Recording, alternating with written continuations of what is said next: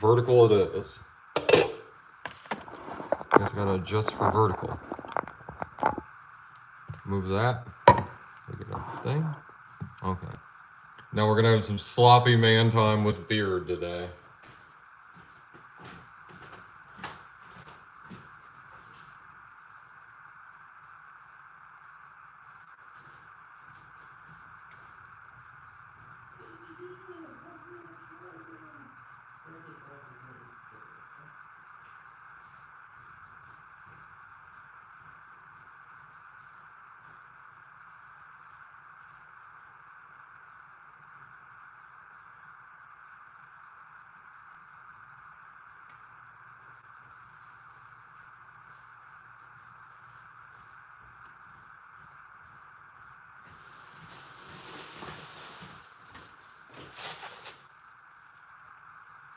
Thanks for dropping a like. We're waiting for it to heat up now.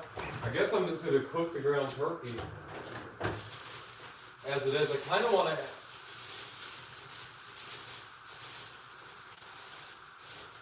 want to add some seasoning to it, because ground turkey is incredibly bland, and I don't think just this can of manwich is gonna cut it. So I think we're gonna Cajun fry it. That's what I think. Let me grab my phone. Let me grab my computer and throw some tunes on.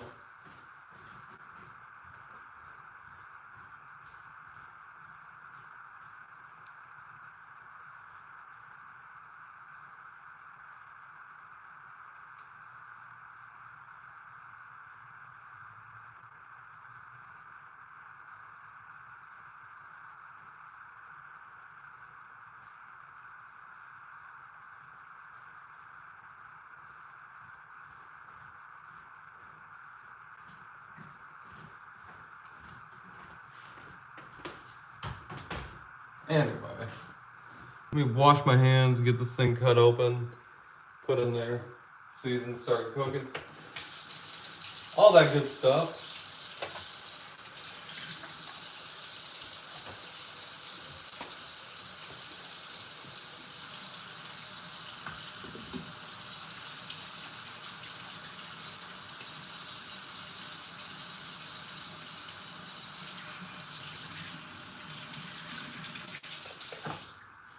My computer's acting funky. Huh. Well, what's the deal with this? So we want, for this can of manwich, we want to use the whole entire tube. Now I prefer not to get my hands all bloody, or just whatever. It's juice really, but because most of the blood has been drained out of here.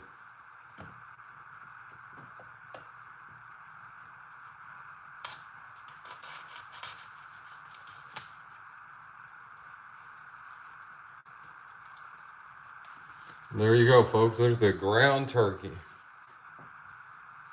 Good old-fashioned ground turkey.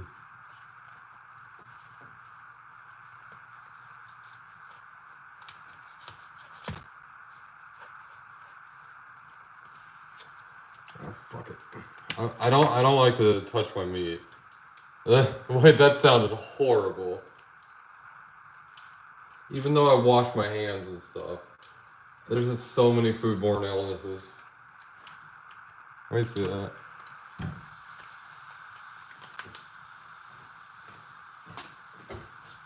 I can't even touch my phone or anything. Ugh. Oh, let me get the blood off, or the sickness on my hands. Or I'll make things awful if I touch them. Okay, Beard's gonna make a call.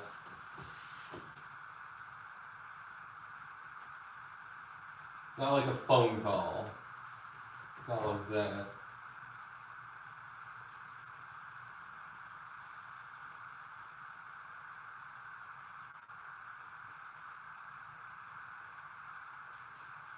I can always just delete it afterwards, right?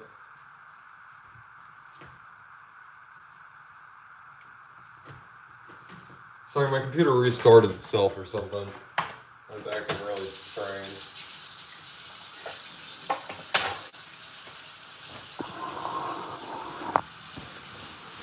Hey, cat guy. Welcome, Miss One. We're having some sloppy man time with Beard. I've never really ate this stuff that I can recall. I'm doing it with turkey. Now, I probably shouldn't season it, but I want my turkey a little Cajun. It's just so bland to begin with. I at least want a little bit of Cajun. I'm sure the can of manwich will have some.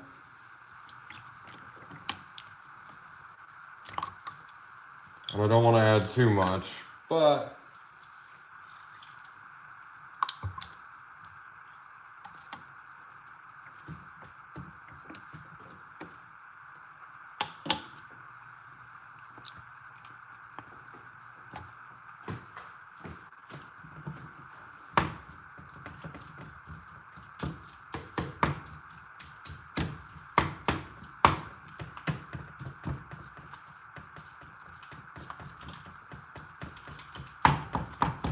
this is the fun part, folks.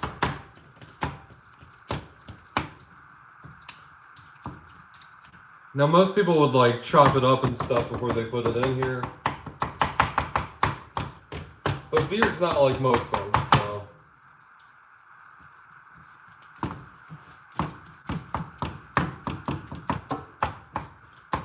And I probably want to hit it with a little more Cajun seasoning. But there might be enough seasoning in there. The Cajun, I mean, turkey is an incredibly dry sort of process, so. And well, it's unseasoned. It's very unseasoned. It's a very unseasoned process.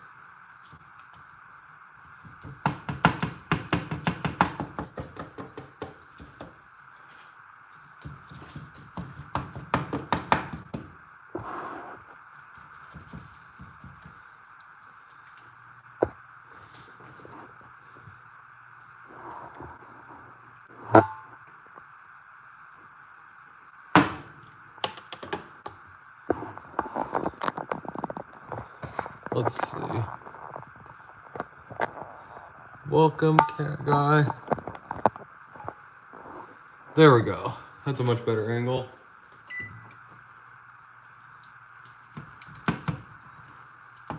And I don't need to mask up. How about that?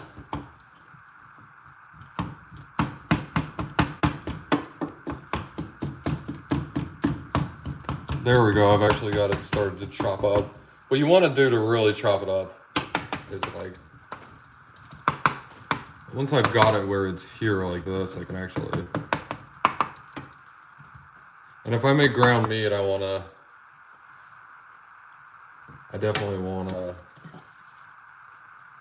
make it as fine as possible. So, how are you doing, cat guy? Galley Kush, welcome. I'm putting manwich with it. I've never had it before. I'm just gonna assume that it's seasoned on its own enough, and the little Cajun kick that I added to it is enough. Welcome, Edwin. What cash? What's on the menu tonight? Oh yeah. Sorry about that. This is ground turkey. We're having ground turkey manwich.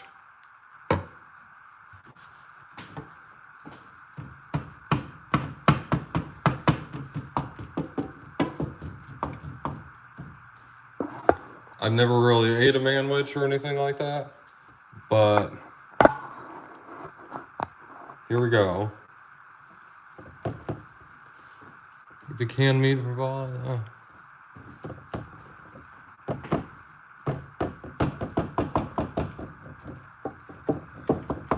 I like they're like drain it, and I'm like, I'm fucking cooking turkey here, folks. Like,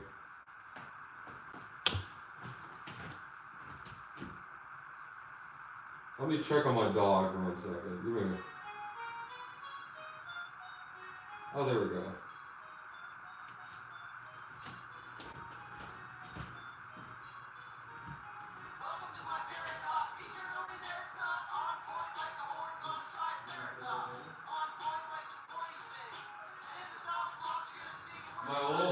dog needs some dinner. Here. No? Oh, sorry, man. Yeah, I'll put you back.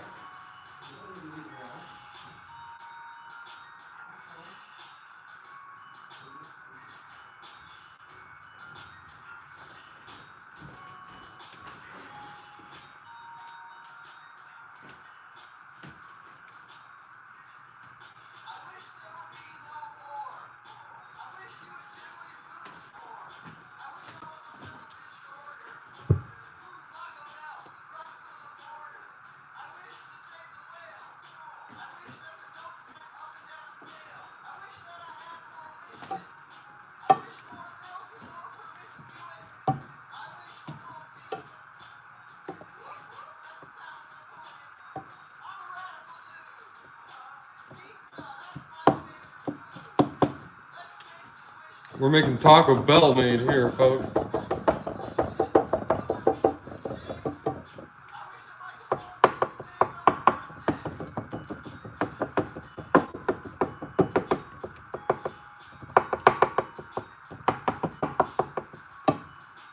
Is this meeting?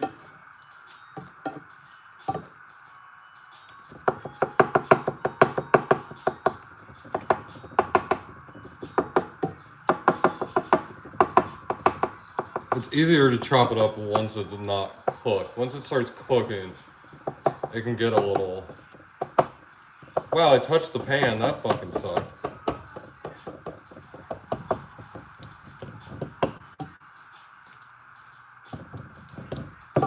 Too many big chunks.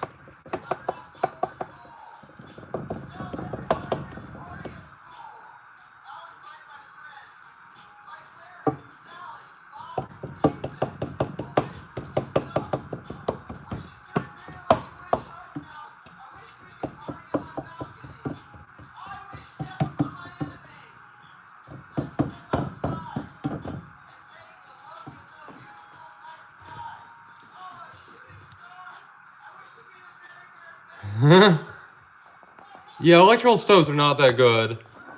That is ground turkey.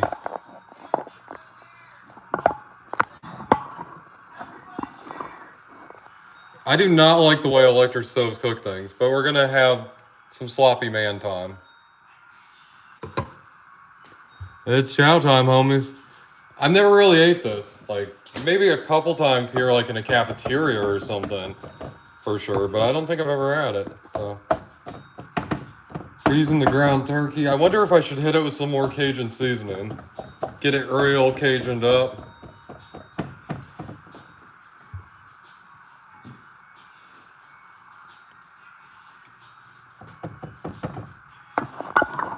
You figure I'd be more professional with the camera angle, but I've never done this, so we're trying to practice more for the food hacks and stuff. Ooh, I do not want big chunks like that. And if you do this,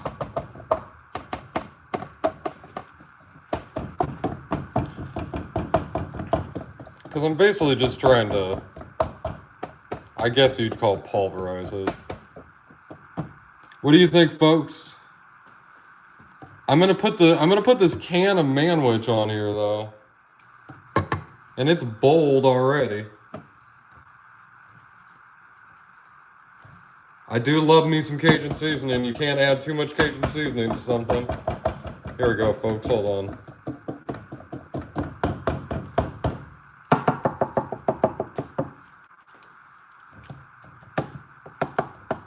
And then I come around this way. The music stopped.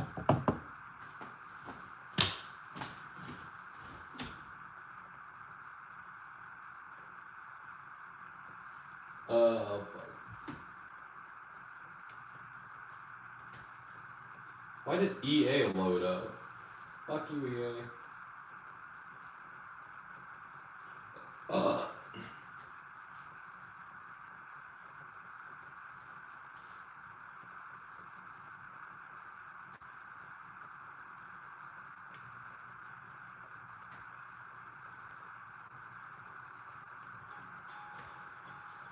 I was trying to get this album. There we go.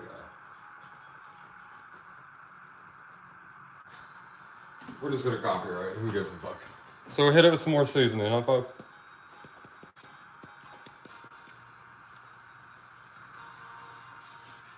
There we go.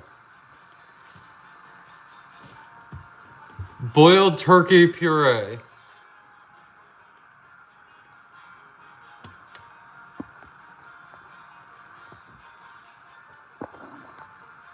Turn my heat up a little bit.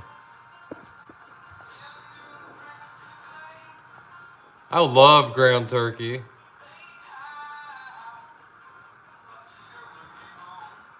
The stove is on. Yeah.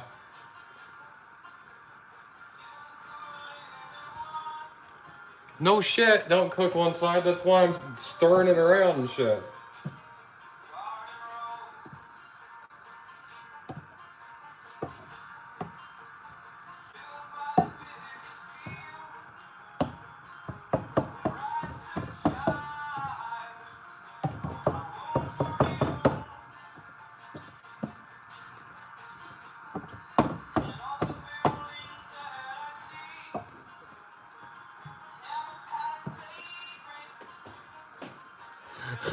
Hey, peace. Welcome. No. Not yet, at least. We're trying to boil the Cajun seasoning into it. And then we're going to strain it, and then we're going to add the...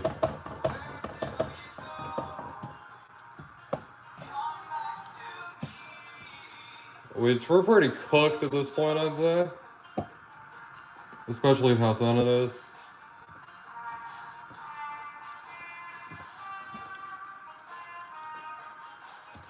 Especially with turning the heat up.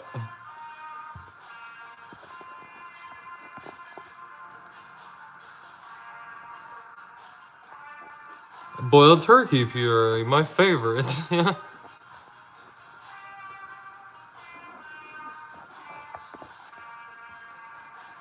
Yeah, I do too. I use a shitload of Cajun.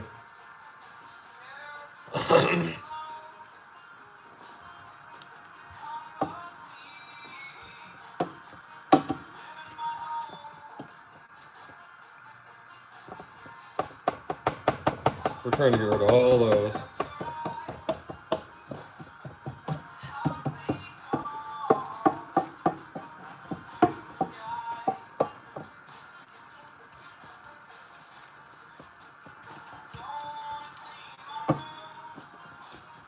It smells like crab or something like that.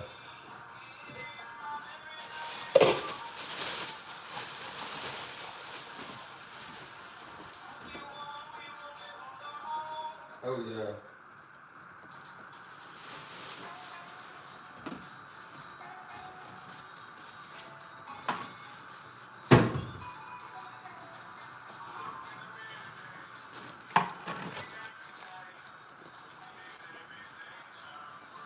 Yeah, sloppy man time with beard.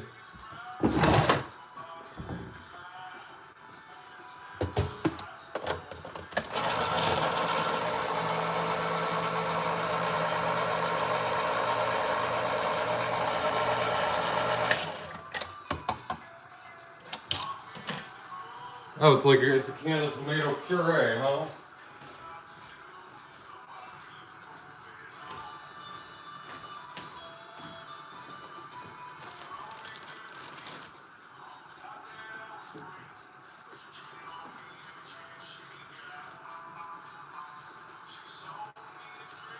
Add the sauce after you strain. Okay, where's the fuck's the lid? Okay. Are we cooked? I'd say so. Yeah. It doesn't say to take it off the heat. Yeah, we're cooked. I just heard it too.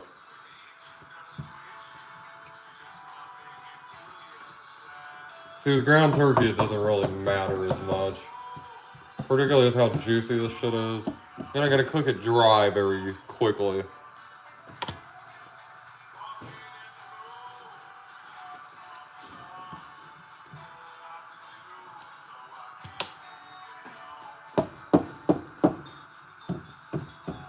Yeah, it just initially doesn't look very good.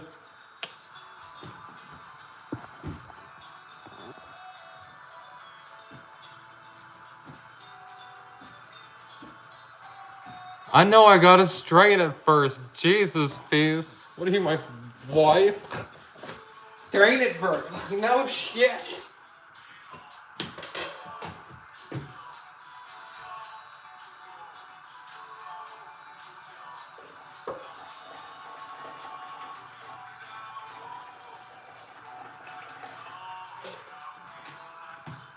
I'm gonna leave a little bit of juices.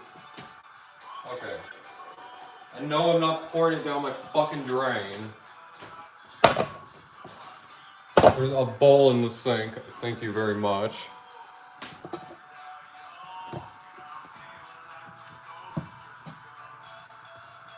Mm-hmm. Okay, let me show you guys some cooking methods.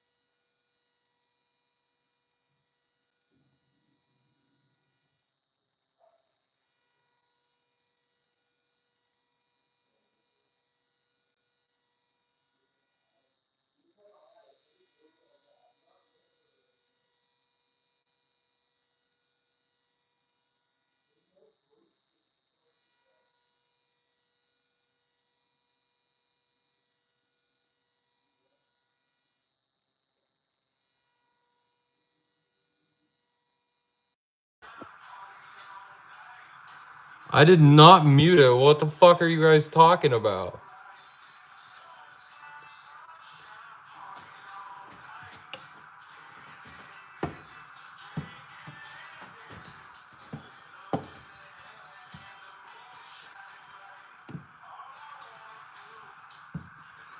That's way too much sauce for how much meat is in there.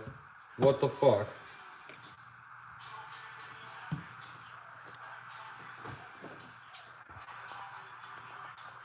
What the fuck?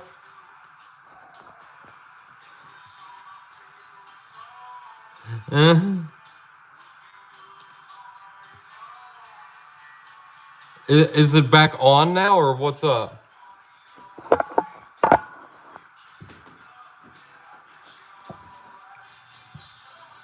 That looks vilely inedible to me. That's 1 pound of ground turkey to 1 can. That's what it fucking told me to do. I would highly not agree with that, but I'm gonna simmer it for a little bit, so we'll see after simmering it.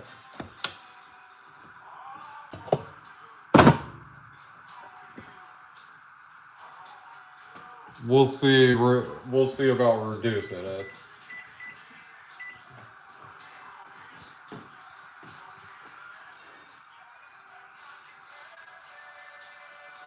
Yeah, we gotta cook it down. I'm thinking of even adding cheese, maybe. That's more sloppy than my first marriage.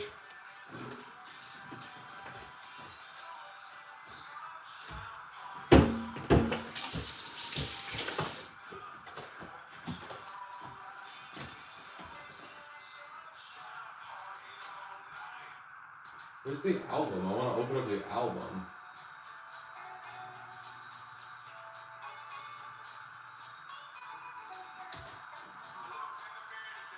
Why can't I open up the album? Why is it stuck on this one album? iTunes, the computer app doesn't work very well. It's very weird because the one on the Why is my mouse not picking up my fucking fingerprints? What the fuck?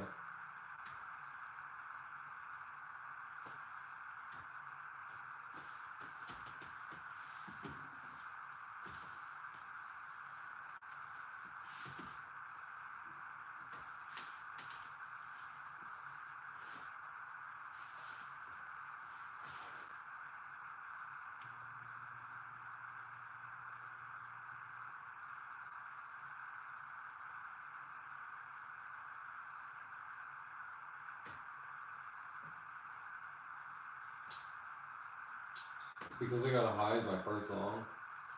Ooh, fertile? We'll listen to fertile.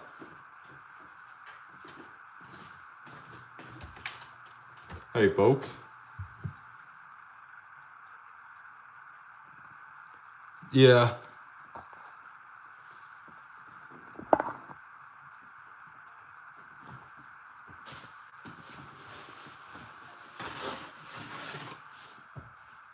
It smells like shit. Oh, maybe I shouldn't be so harsh.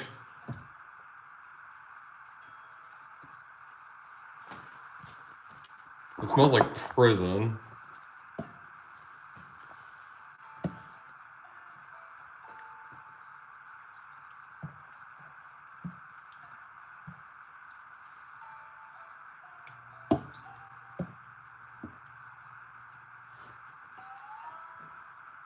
I reduced the heat a bit and I'm just letting it. It smells like prison hot dogs.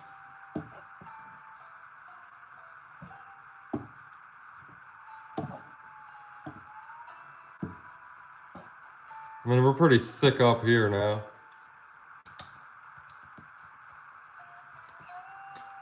Folks.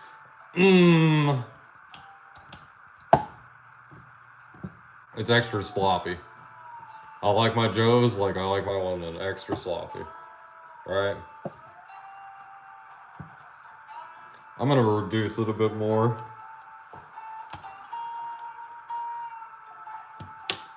Another. I don't really care. It's gonna be wet, so. Snutter butter. Some nutter butter.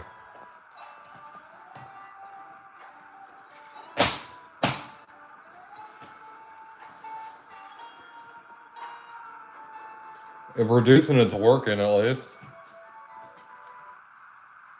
Say yes. Okay, skip it, you fucking dipshit. Okay. Beard's in a great mood, by the way. Can you tell? By the way, folks, there's the Mountain Dew flavors. We're gonna grab a green tea. Oh, sloppy beard. Nina, hold on. Hey, kiddo. Being turdy girl number one. The turdiest of the ladies to ever turd. There once was a Nina, and she was the turdiest lady to ever turd. But then the turdy lady couldn't turd anymore, and then what happened? She just wasn't the turdiest lady anymore. But that's okay, because we love her anyway. Do you need to go potty? You need to go potty, Nina? Hey folks, my dog needs to go potty. Give me 1 second. Here, I'll give you something to look at. Stare at this can of Arizona and think about the... Welcome, Senate.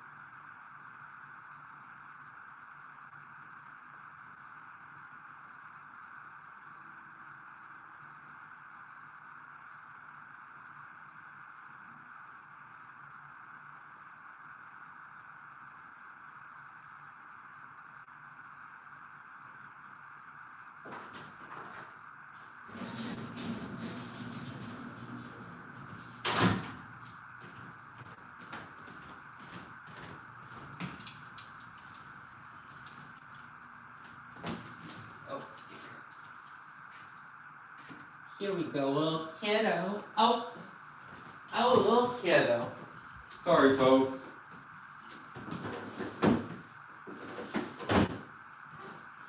Yeah, it smells like prison hot dogs in here.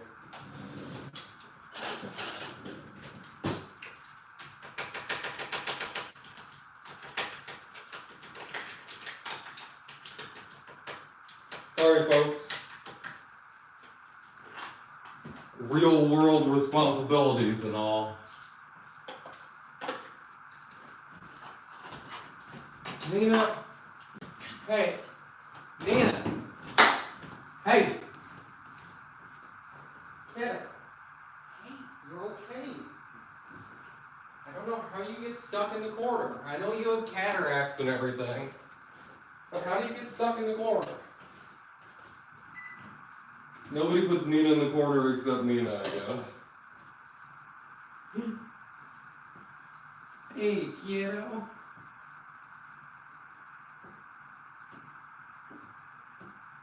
You gotta like clap at Nina and get her attention when she gets in the corner like that.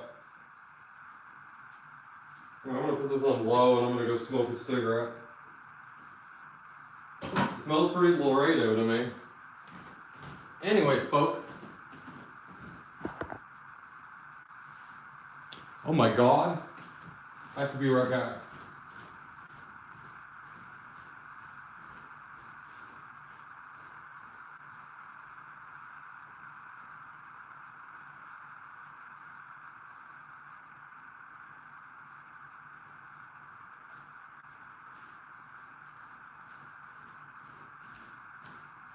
So we're gonna put this on low, let it simmer a bit.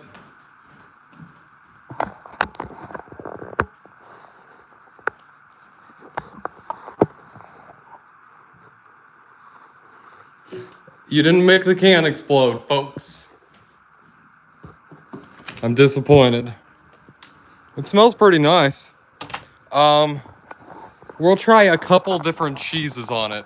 I have a pepper jack. I love me a pepper jack, folks. I like a habanero jack though more, just because they're actually spicy.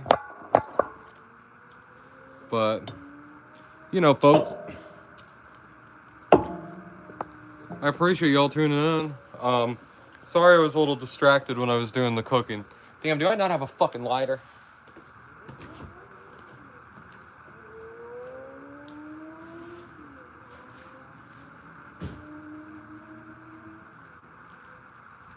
Maven, Cat Guy.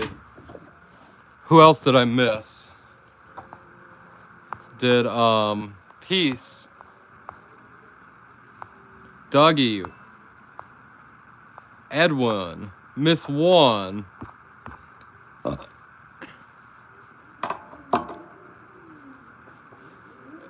Cheers, y'all. Thanks for tuning in and having a little dinner.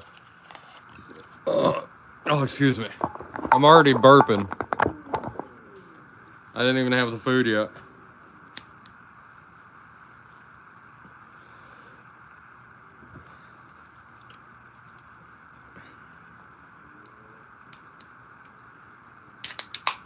I gotta try the voodoo later.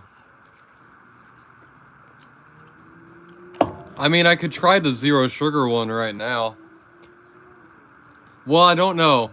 What do you think, Cat Guy? I got the regular one.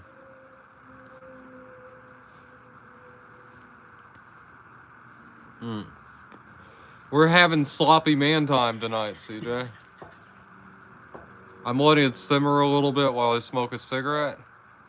This is what I do with my cooking. I let my meat kind of slow simmer cook as long as it's not going to dry out.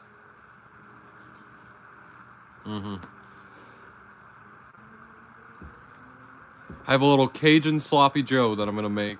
We're going to try it regular, pepper jack. We're going to try one with cheddar cheese. I don't use American cheese. So, I have Velveeta though.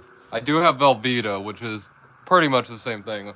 I have a cheese slicer. I guess I could slice of Velveeta and put it on there.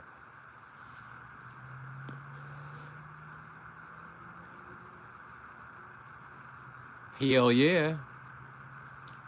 Yeah, it's almost chow time.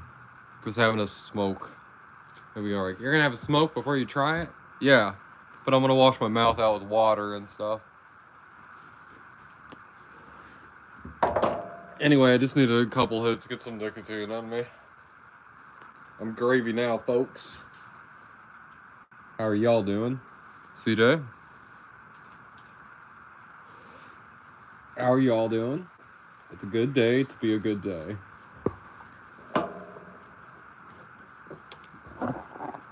You ready for dinner, folks? If y'all are eating, have a little snack, something you want to eat with me, please do. I like my viewers to just, kind of chill. As well as I get. Well, that's acceptable, I guess.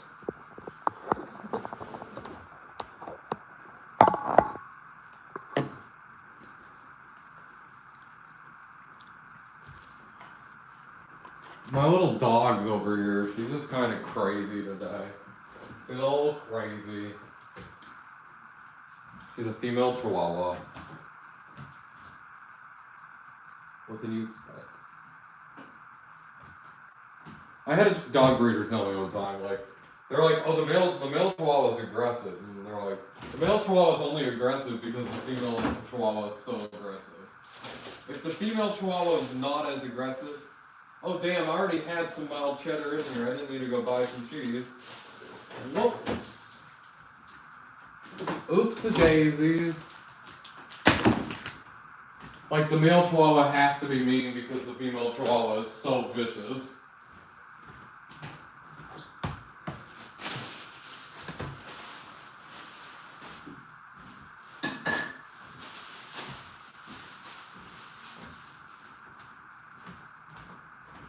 I was like, damn. Yeah, CJ. You're the big Mountain Dew fanatic here. I'm gonna try and keep it copyright free, folks. I wish it would actually, when I click on it,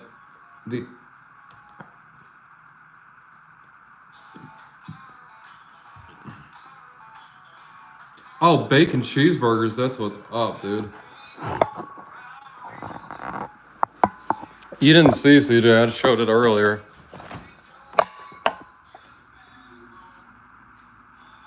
Have the zero sugar and the regular. If you notice, they're kind of different colors.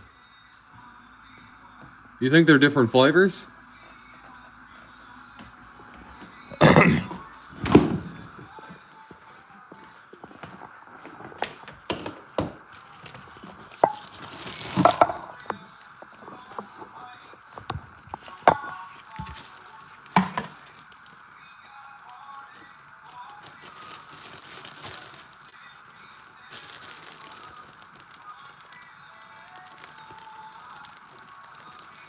Yeah, maybe we'll find out. They do look a little different.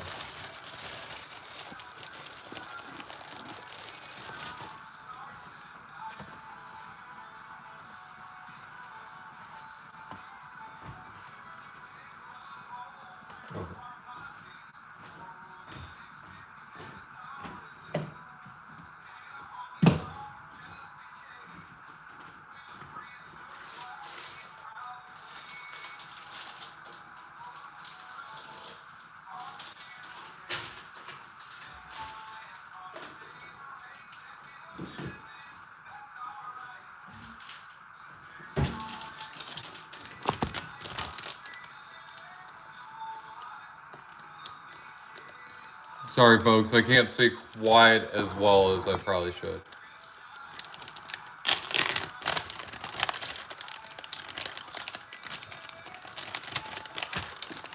That's the other top one now.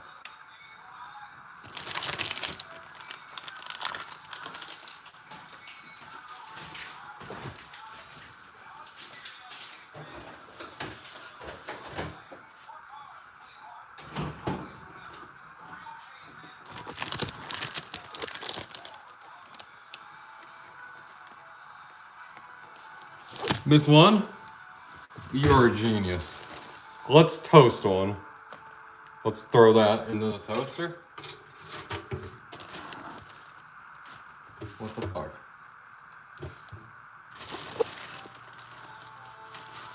I think the toaster's working. Yeah. We got a new toaster, folks. I'm glad I saw that.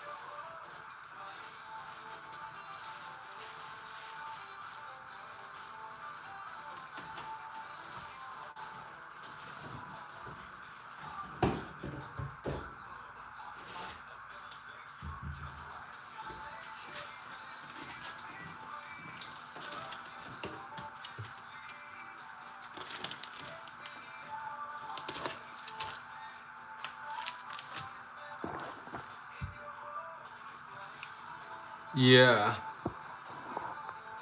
I'll toast one of the buns.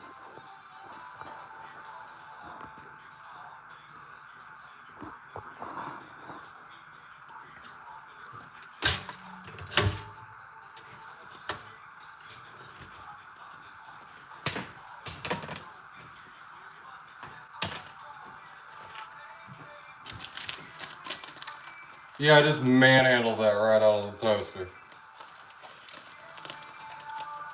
It was pretty hot. It did hurt a little bit, I won't lie. I'm not just like some tough ass guy over here.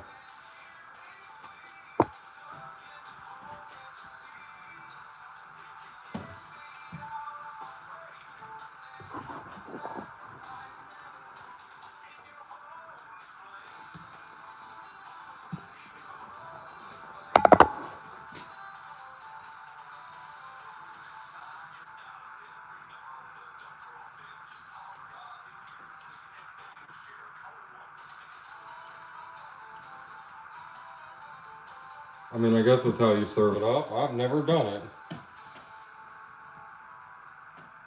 I'll try him.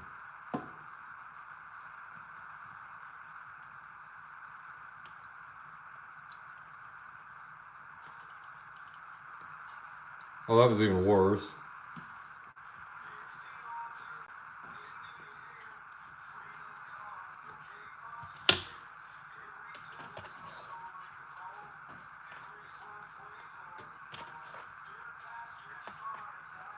Because they're like, you should load that the fuck up. And I'm like, I agree.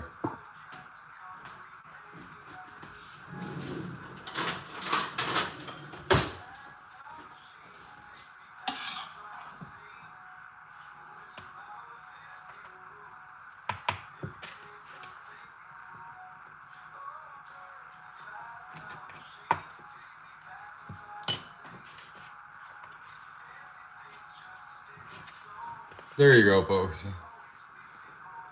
Wasn't that the most, like, efficient and, like, no mistakes made sort of loading up of a plate you've ever seen? You'll be telling your grandkids about that one. Like, did you see how good Beard loaded that plate up? Yeah.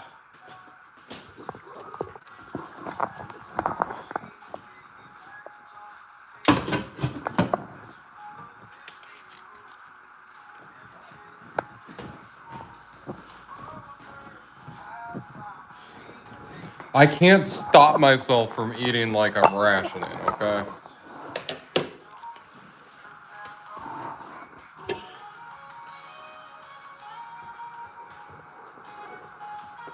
It's ground turkey.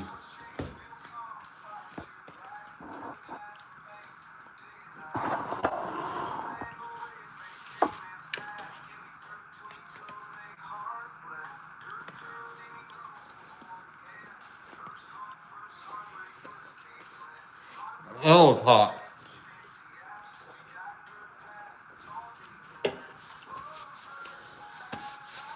burning. Burning.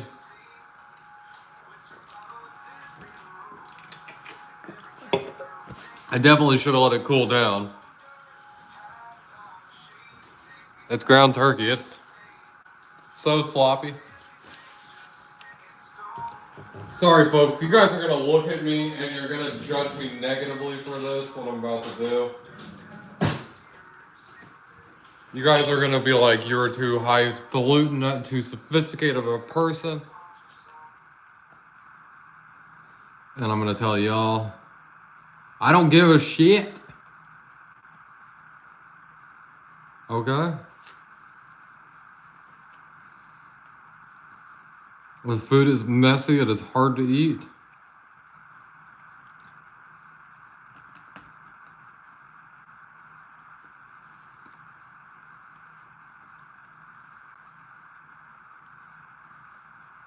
Oh, what the fuck?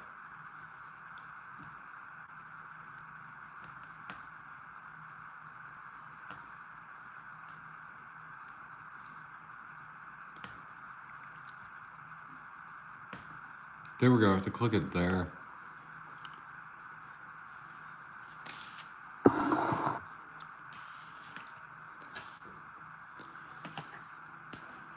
This is just like a bread dish that you happen to like. I happen to use bread with.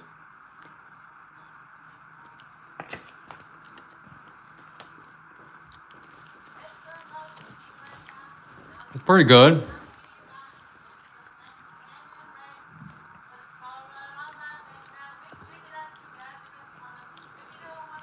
It's nothing amazing.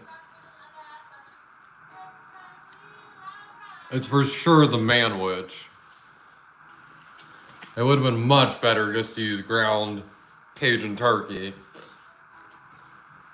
and just make this sort of thing on its own. Or add onions.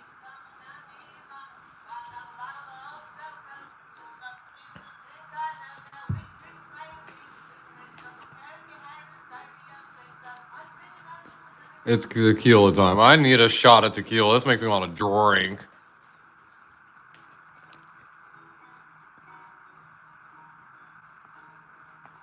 That's for sure.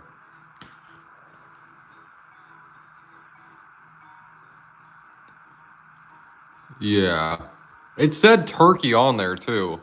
The directions were for turkey and...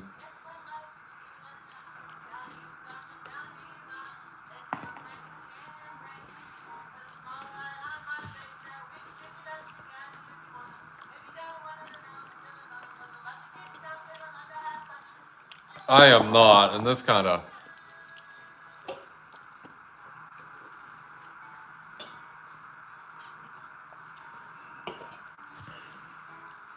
Yeah, maybe, cat guy. I'll tell you, this thing is...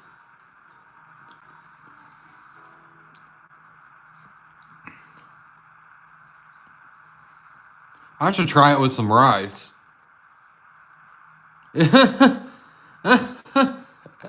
Exactly. Exactly, Cali Kush. This is LA County.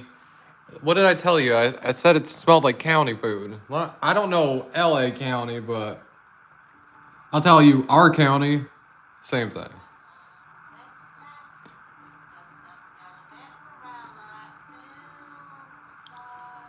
Yeah, rice will be good. I'm gonna put it over some rice.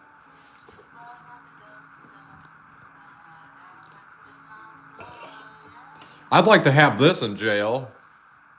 This would be great.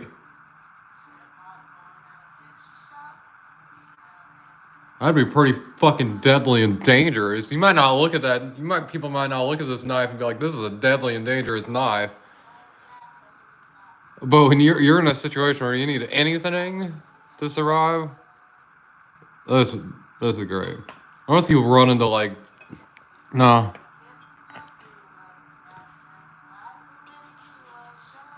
I'm more scared of cutting myself with one of these knives than like my survival knives and stuff, because they're really sharp and they're meant to cut so they don't hurt. This like tears. It's horrible. Welcome.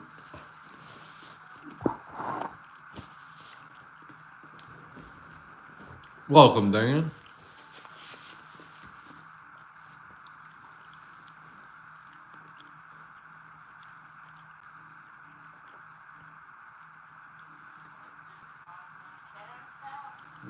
Yeah.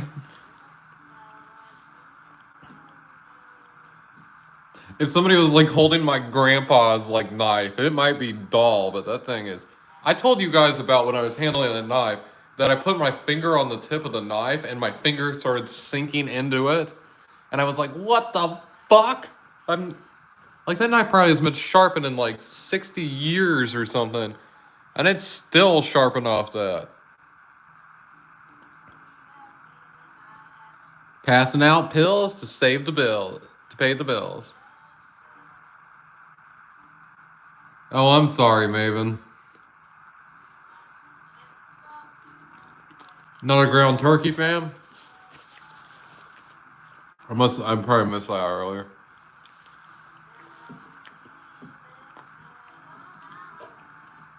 I'm gonna do an 18 plus restricted live sometime, folks, and I'm gonna show you guys how to make some shanks. I can't show you guys how to do it unless it's 18 plus, though.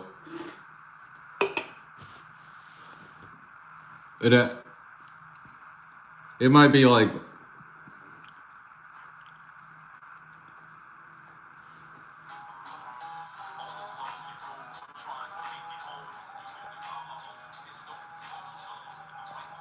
Ow.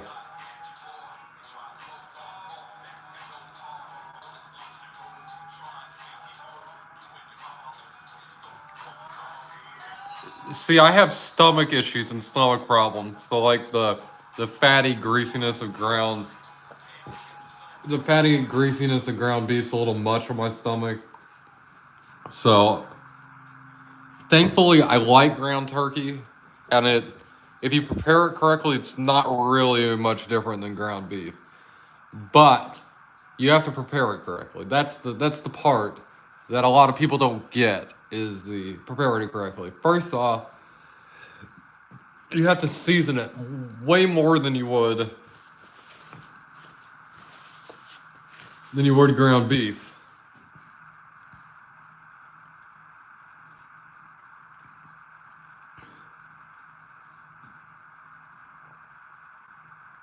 You don't need carbs. I'm on an all carb diet pretty much.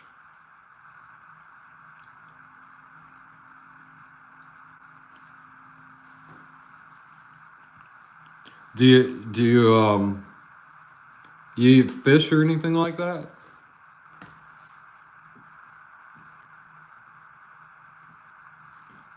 I don't either. I do not eat nuts, vegetables, or fruit. But you know, folks, we can only do our best.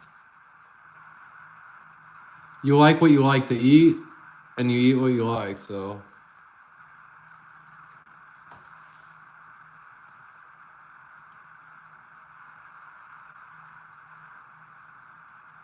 Yeah, I eat like once a day, or like twice a day.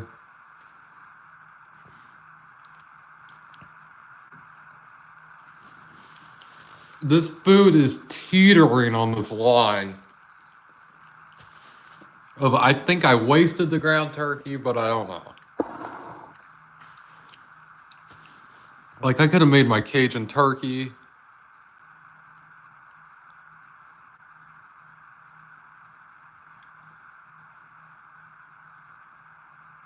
Oh, you don't eat carbs, vegetable, or fruit. Your body doesn't need fruits or vegetables. Well, we're not like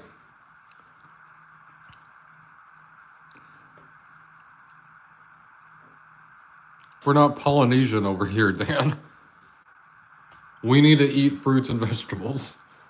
Our ancestors were not on a boat. No. It's actually true, like if you balance your diet correctly, you do not need to eat vegetables or fruit.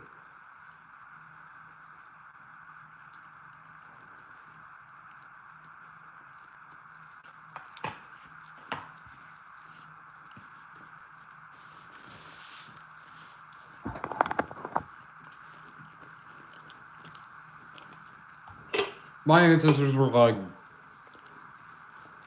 in a desert. The toasted bun is a lot better than the one that's not toasted. You guys would tell me, no shit, Sherlock. And I'd be like, hey man, don't be so harsh, man. Don't harsh my Mel, man. Technina.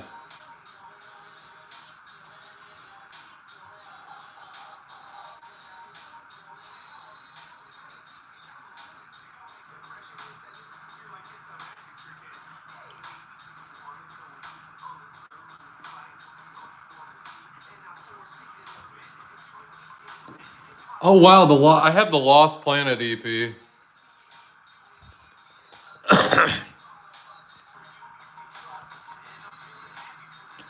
As Callie Cush said it, LA County food. LA County food. Not very good. Not very bad.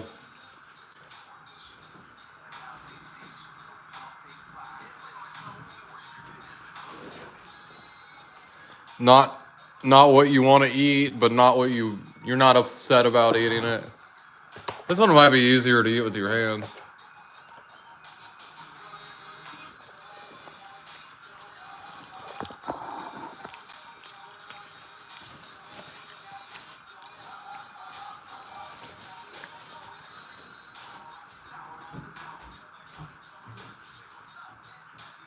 I don't usually do the side dish things.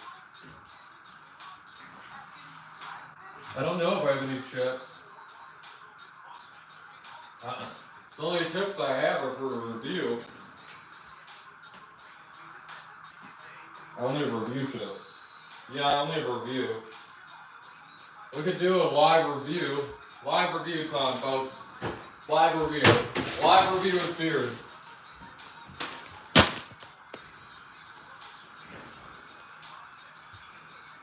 That LA County jail spread.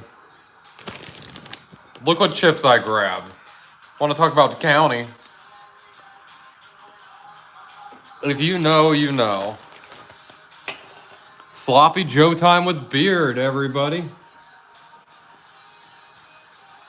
We have the Sloppy Joe time with Beard. You want to get your sloppy and you want to be Joe? Come with Beard. So, Beard here coming at you with another review. We have the Kettle Cook Cajun Spice. I can already smell from opening it, there's pretty good Cajun. Miss One and Sunshine are both here, so they're the ones that care about this sort of thing. And I do too. You know, it's about what you'd expect. What's it look like inside there? Let's pull one out. Oh wow. What's it smell like? Huh. Smells like a kettle chip. This smells like I don't know, it just smells like a bag of kettle chips. I don't smell anything Cajun about that. Yeah, it just smells kind of like all dressed, I guess. I don't know, I'll try it out.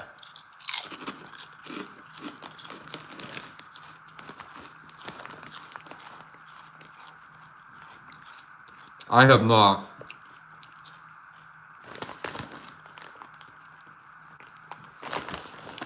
Huh. I think I've ate these before. There was a spicy one a while back.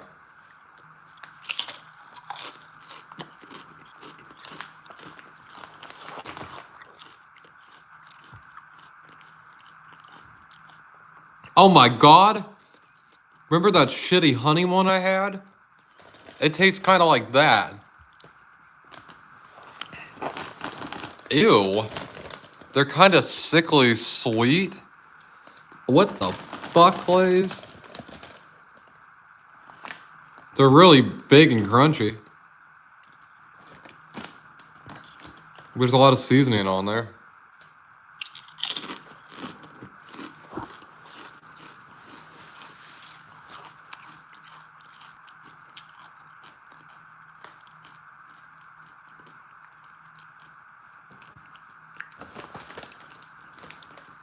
it's like this.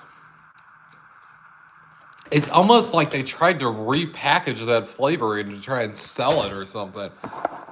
It has a little bit of like crawfish boil kind of spiciness, but I mean, this would be like me saying something was California, like California flavor, and then I use like fucking peas or something like that, and I'm like, it's the same color as guacamole. It's California. Like, no, it's fucking not. That is terrible.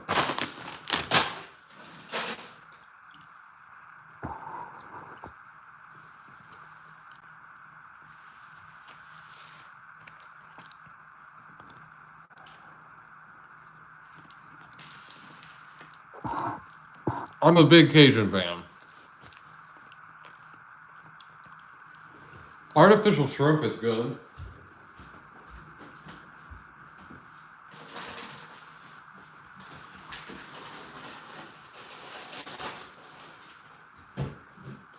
Those chips made me mad.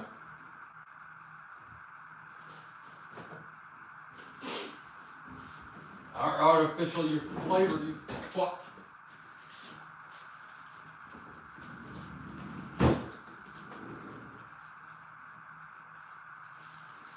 Got anything?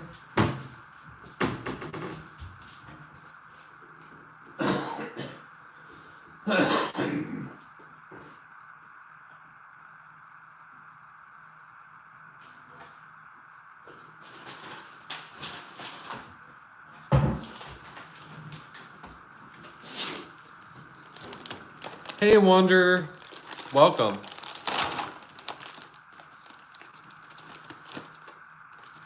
I am having sloppy joes. I made a can of manwich. I decided to try it. I've never had it that I can recall.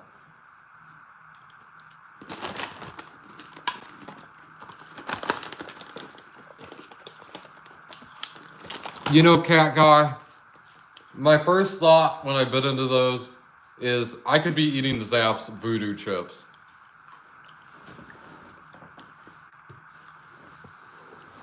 And they actually are Cajun.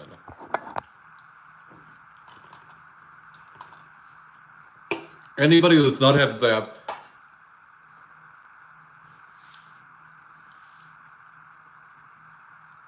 they're pretty spicy. There is a spicier version though.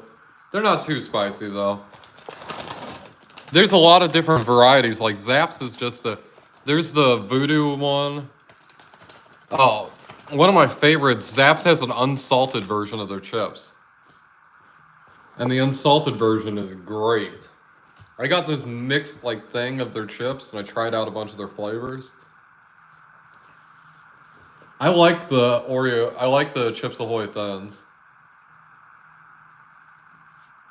Oh yeah, the Cajun Dill Tater is one of the best.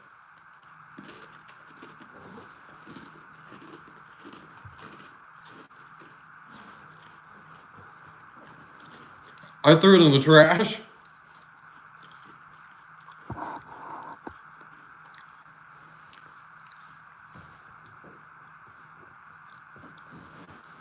I'll get it.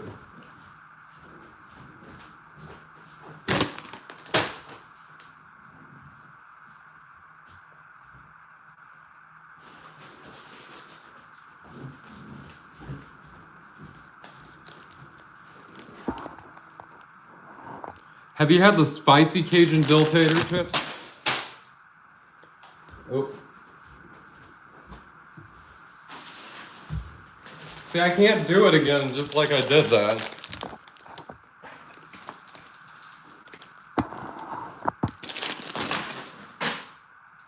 There we go.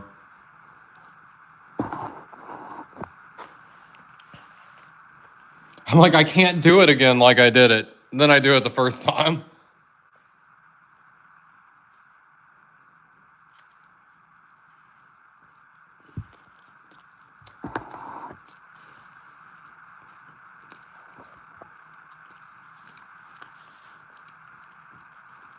I don't like Takis much either. But Zapp's, a lot of people say about, what is it, Hares, that Hares is the best chip company in America. Those people are just from Philadelphia. The real true answer is Zapp's. If we're not going to be biased, because if I'm going to be biased, I'd have to say like Lay's is the best. And Lay's fucking blows. Name me the best Lay's potato chip flavor that is not sour cream and onion. Name me a good flavor that's not sour cream and onion or the barbecue.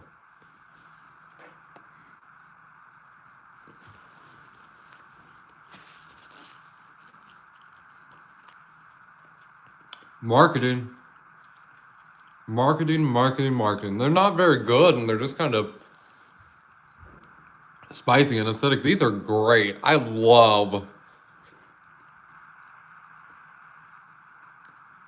Yeah, the regular chips and stuff. Lay's is not as good as y'all think it is. They're okay, yeah. I like the reduced sodium one, but these chips Ahoy Thins are so good.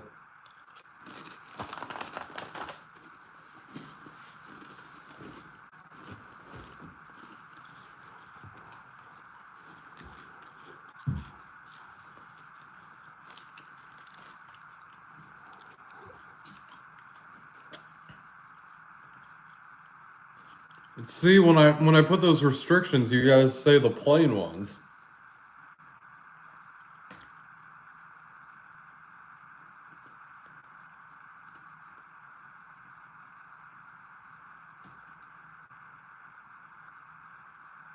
Mm-hmm. Yeah, I'll give them a try some point. You know, I love my kettle cooked stuff.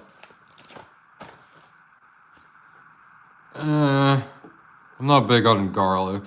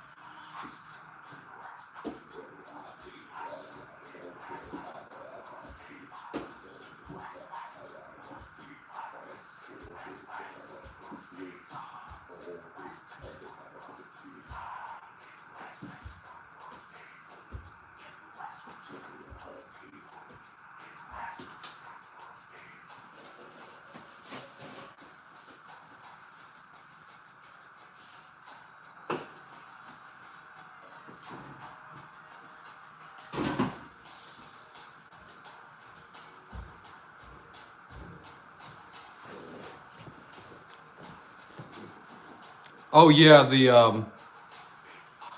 Cheeto pretzels are amazing if you haven't tried those. The Cheeto pretzels are so good.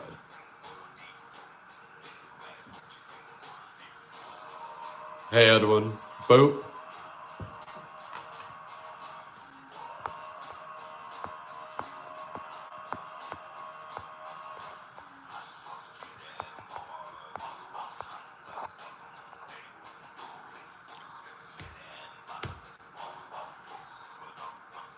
Yeah, they're cheese pretzels. The cheese ones rule. I'm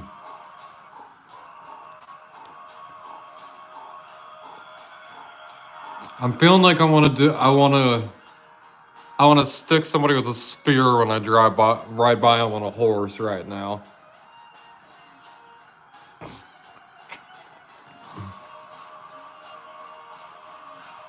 I'm like, I wouldn't hit somebody with an arrow. I'd fucking get them.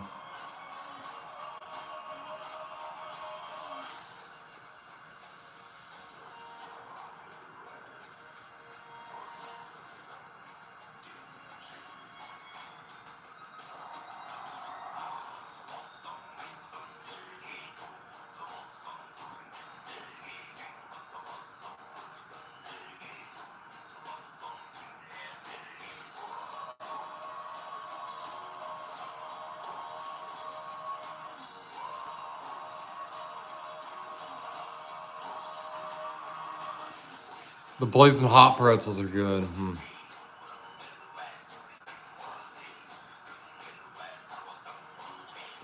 I'm trying to think of which one it is. Pulkeram on Kamat.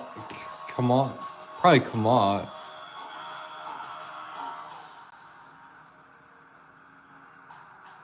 But it's probably that one then.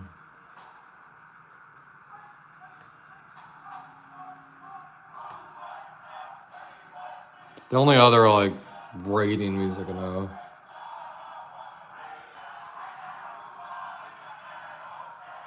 Where is it? It like switches.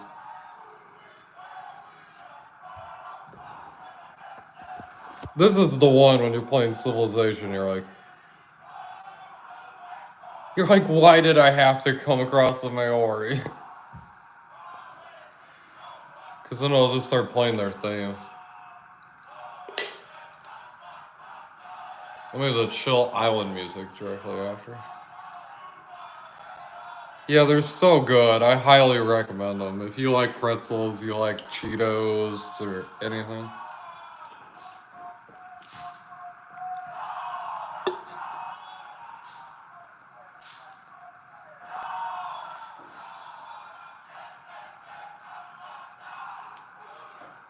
I actually saw this in person at the Cultural Center. It was pretty cool. I mean, it wouldn't be fucking cool if you were on a boat singing it on an island, but it was pretty fucking cool in that context.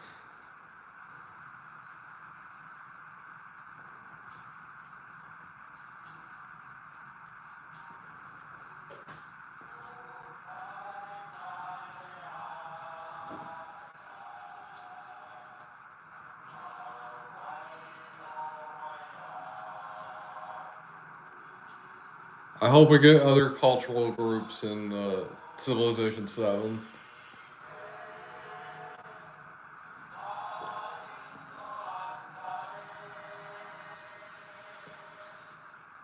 This is a chill song.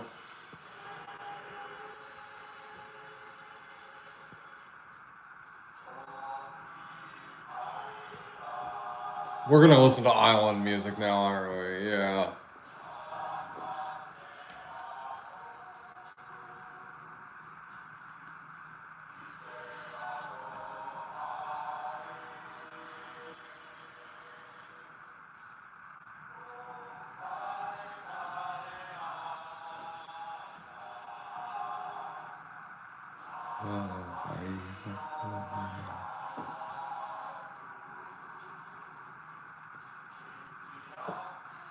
I don't think there's any better music at Hawaii than Hawaiian music.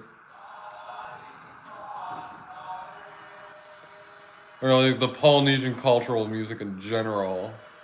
Hawaiian music in general, but Polynesian cultural music in general, too. Well, I mean, Hawaiian music specifically, Polynesian, just like, yeah. Boop. We got the boops. We got the mods hanging out. We got the boops.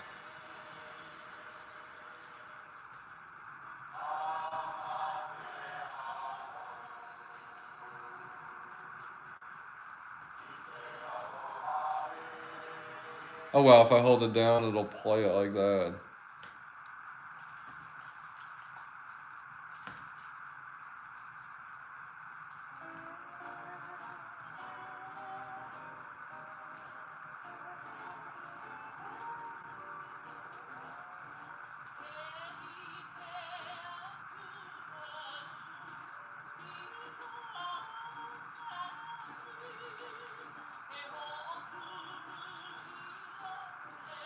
Where's the other dude? Not just Bill Aloha Lincoln.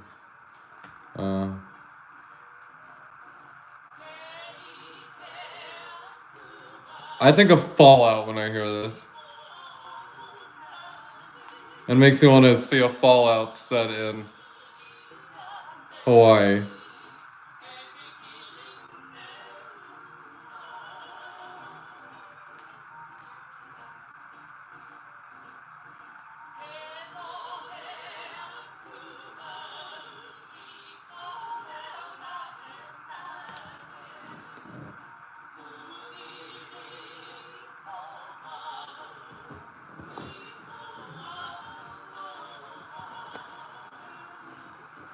Is this some really? That's it?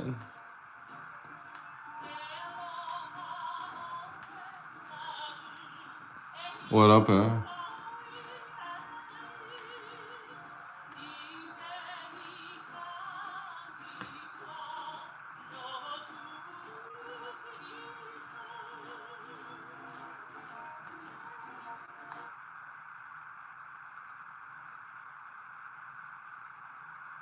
We can't open it up because it's it's a corrupted file. What the fuck?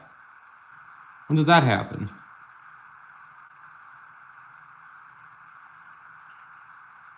Oh.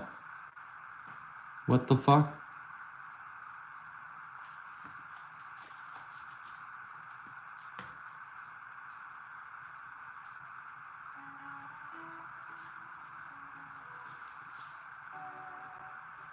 What up?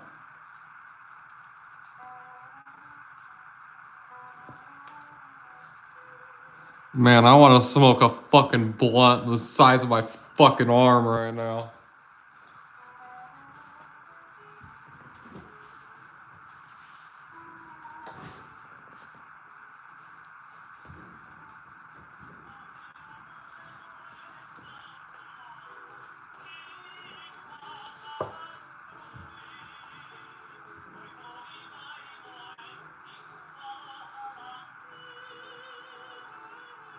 Now, this is the real Hawaiian cultural stuff.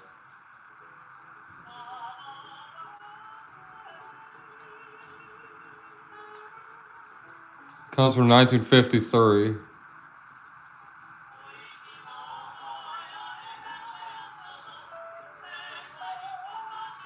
There's one more song. I think I have it on here.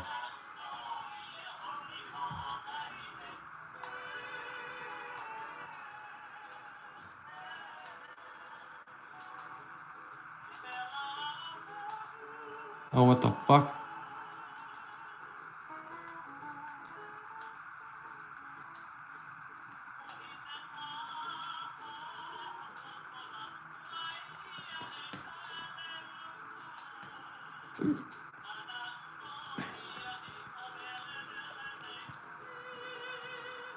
I think it'd be cool.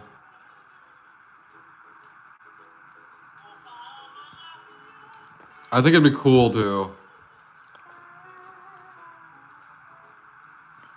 Or a water powered stove living the.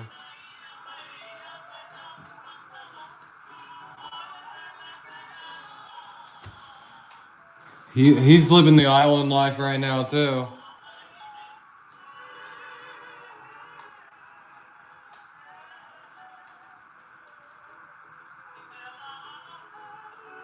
I always hope I can find it again, but I don't know.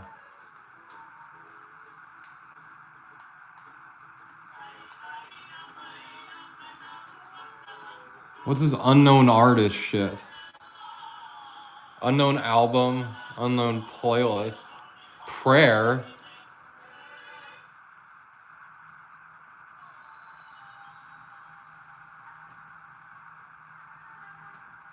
What the fuck?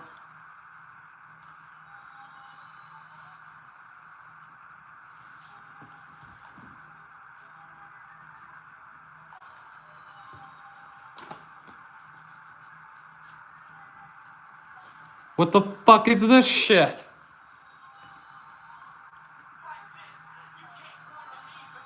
Oh, Mac Lethal.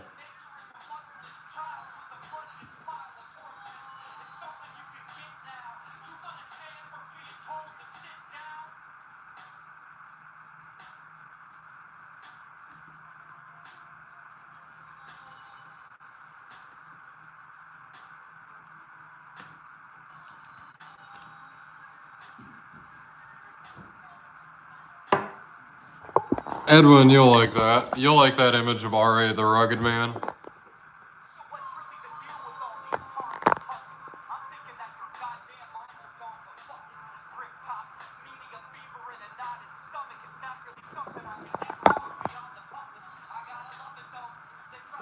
What the hell? The machete slap one?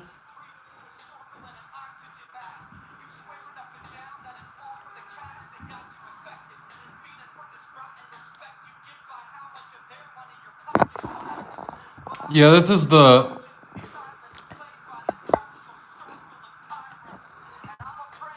What we're listening to is just some random song that was in my music library from.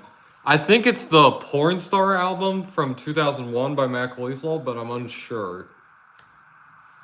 This is the Gift of Gab song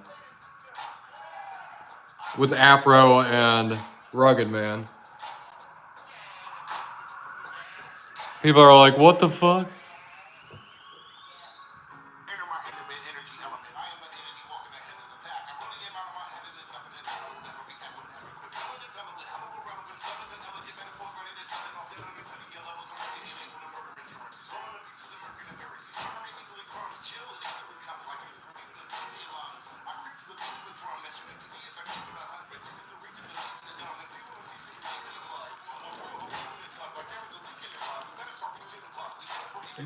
Gab only started that way after he got his kidney disease.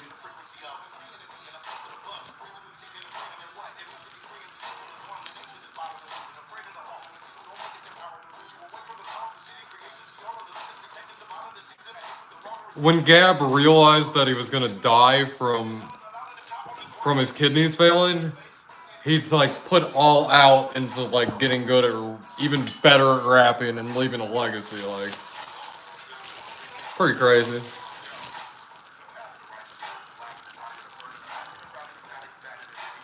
What's Afro gonna sound like when he's older? Is it gonna fall off?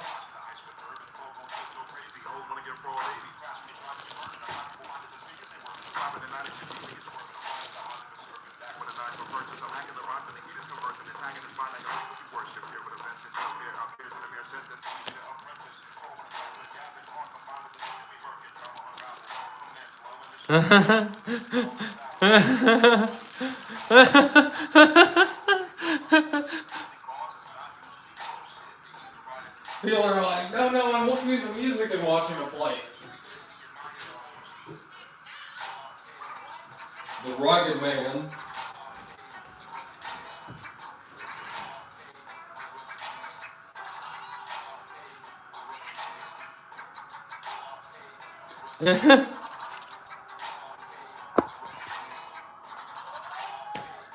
What up, folks?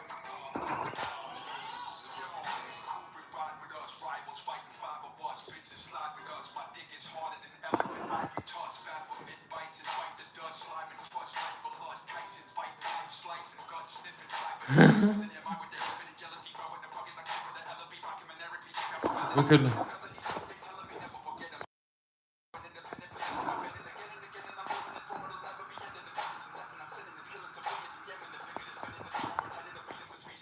Some YouTubers play.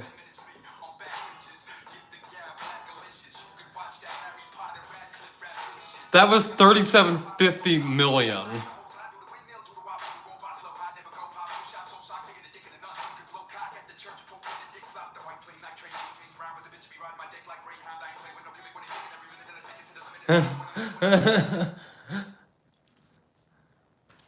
Be like, is that beard? And I'm like, I have not seen Jalen forever. Oh, sorry. I shouldn't say your daughter's real name. I apologize. I haven't seen your daughter in a while. I get. Nobody here is gonna really care, and I won't do it again. I apologize. You're like, I didn't dox you. You doxed me. Oh, sad. Yeah, I haven't seen your daughter in a long time. I'm not gonna show my face. I'll show my butt. You guys want to see my ass?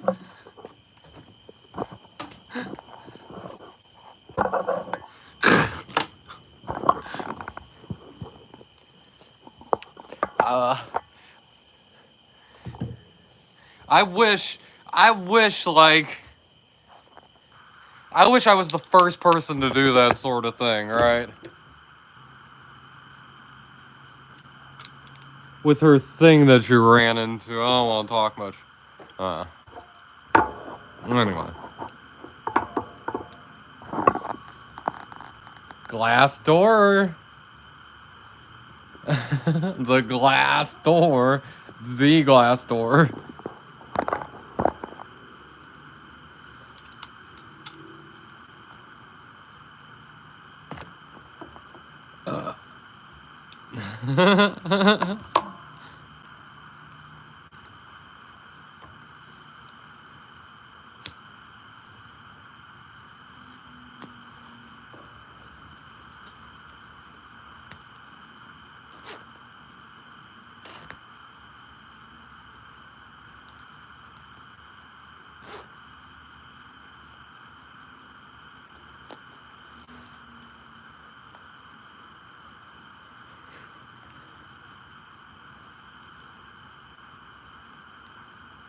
Smoking some fire, Cali Kush. That's what's up.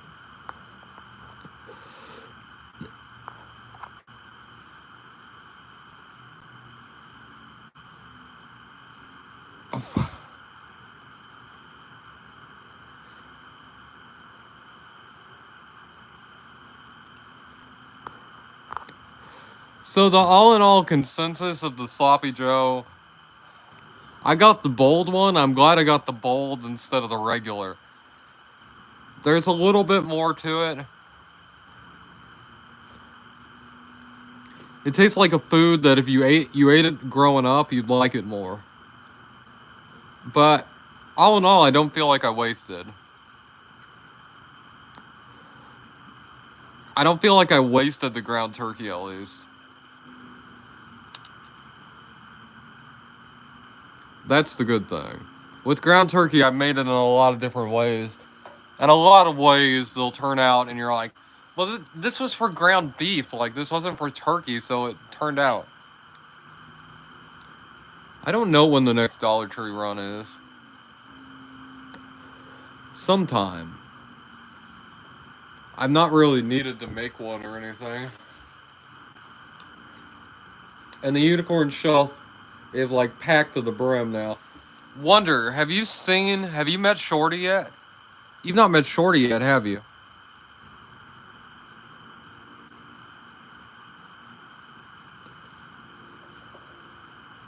Yeah, I'll definitely have to check it out for the Halloween stuff. I might.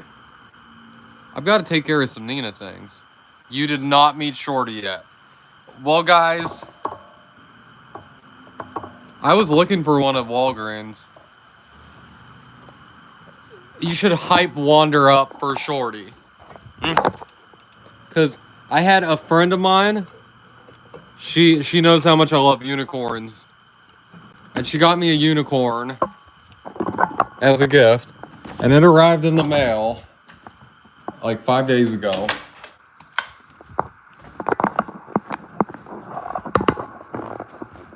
And well, folks. Ooh, Stubby the unicorn. You ready? There's Shorty.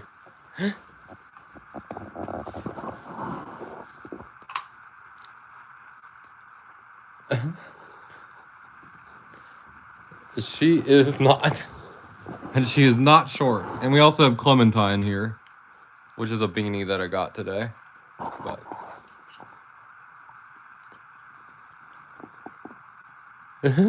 she is amazing and she is perfect. And Fanny loves her. And I also got this. This is one of the Halloween Squishmallows.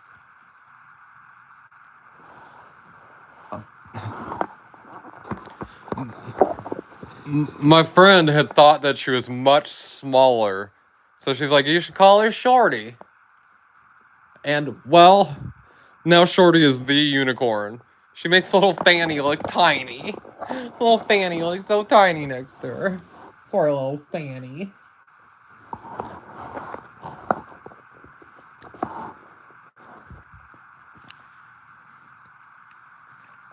Oh my lord. Yeah, it does. Here. You can really get a perspective of how big she is. Oh, you missed the beanie unboxing earlier. Yeah, here, I'll show him again. The cat guy was here. We got little Clementine the horse.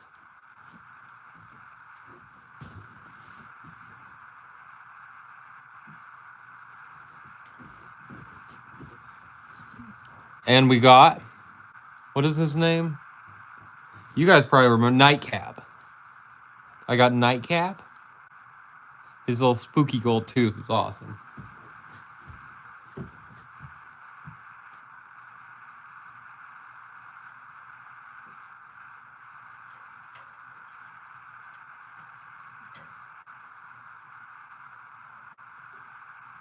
I got the weirdest beanie I've seen. I've also got Nynx, which is a bat that hangs upside down. That's a clip. And Batrick that has these weird little legs. But pretty adorable. And what she is, she's no Beanie Boo. She is a beanie. She is a beanie baby. An actual beanie baby.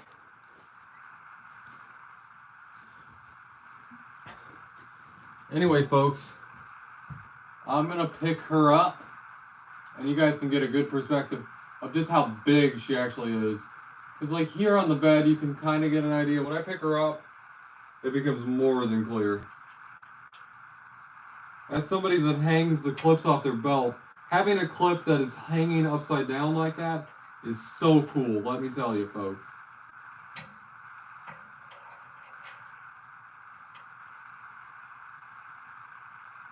And then we got Blinky. I don't think I'm missing anybody. Blinky has my dad's birthday. Blinky is a hard one to show. Hard to get all of this stuff down. Blinky is also a beanie.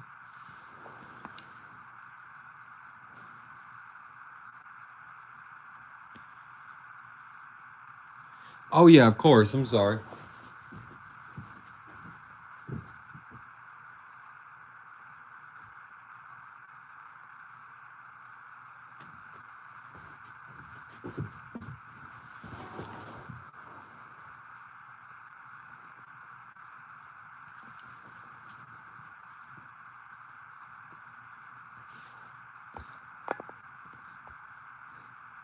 Oh, Ghosty. I'm sorry.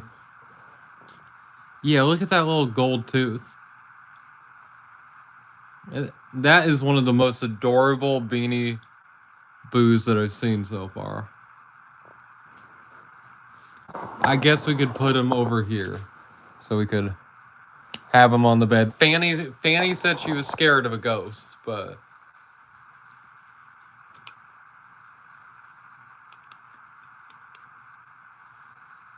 that's Batrick, like Patrick, but bat. Okay, folks. First things first. She stores my horn for me, so. If you guys want to know how Beard puts on the horn.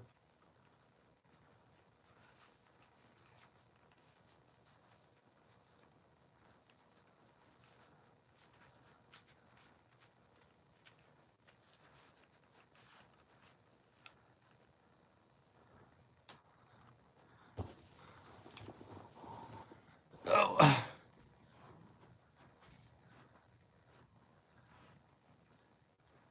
I mean. Oh, she flies. See how huge she is? I have to grab her. I can't do it with one hand. I can kind of, but she definitely flops around. She's a pillow. But I mean.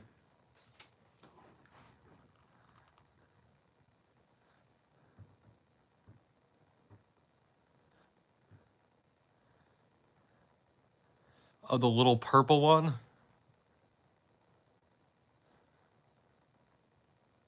Oh, the little purple one.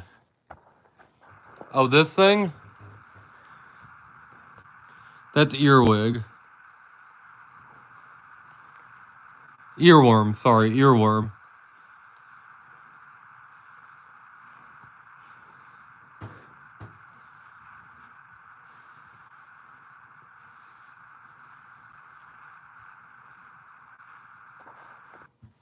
It's wild how big she is. She is like meant to be like a pillow to lay with and stuff.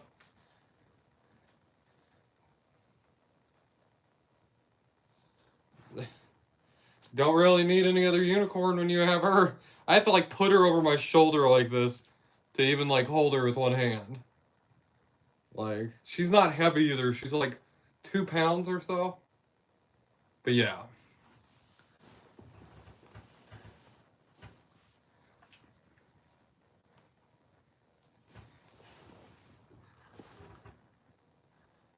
Yeah. Believe me, when I got the box, I was not expecting it either.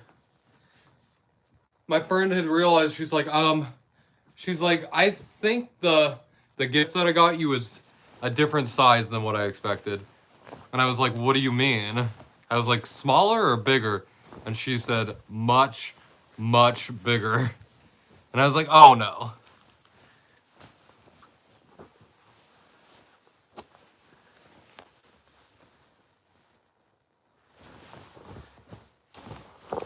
Oh yeah, you watched the unboxing.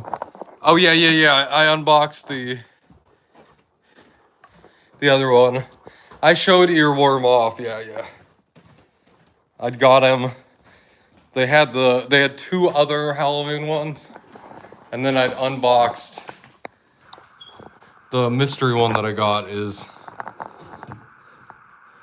whatever this one's name is.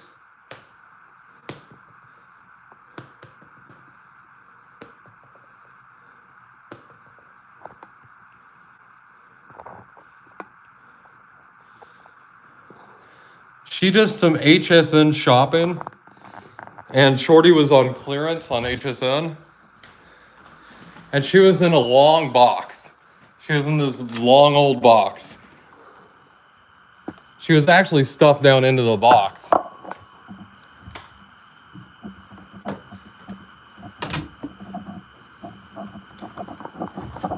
And I had to pull her out of the box. I was talking to my friend at the time when I did it. I should have done a video. It would have been a cool video unboxing.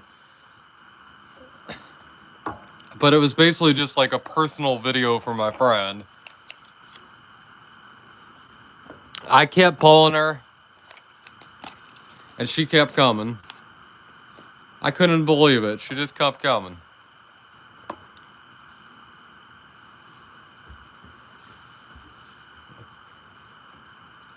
But she's like one of the ancient mythological dragons.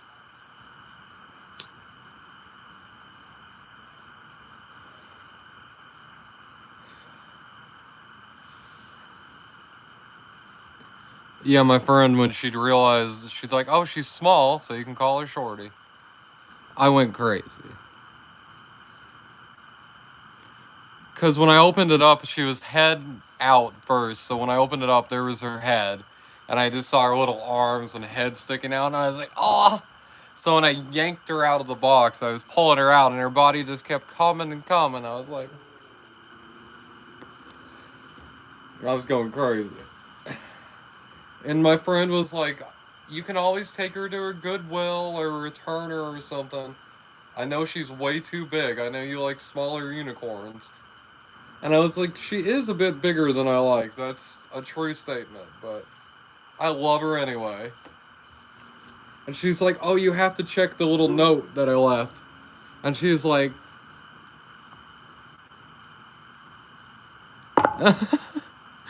that would be crazy. I'd be like, what the fuck? I'm getting attacked by an anaconda.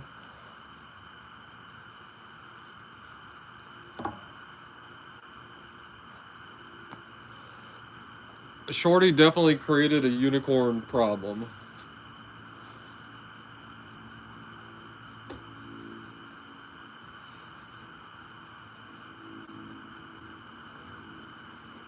I like having her on my bed.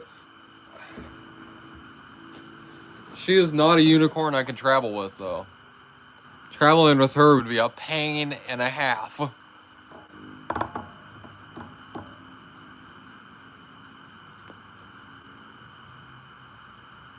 Oh my.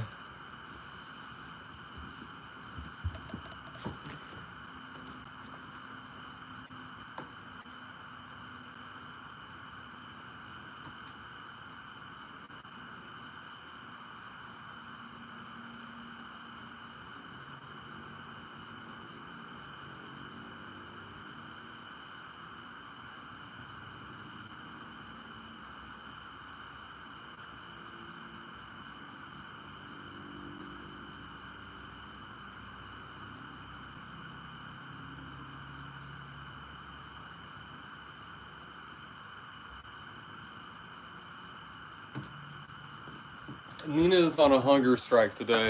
I saw she was up and wrestling. So I thought maybe she wanted to go potty, but that's not Nina right now.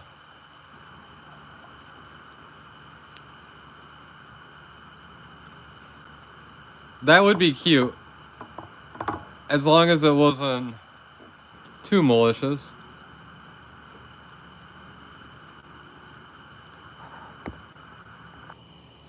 Yeah, I got some beanies today that are definitely not the unicorns. But one of them, you know, they had a birthday of somebody that I care about, so. And I had to get Clementine. And then I like the bats a lot. But Batrick is probably my least favorite.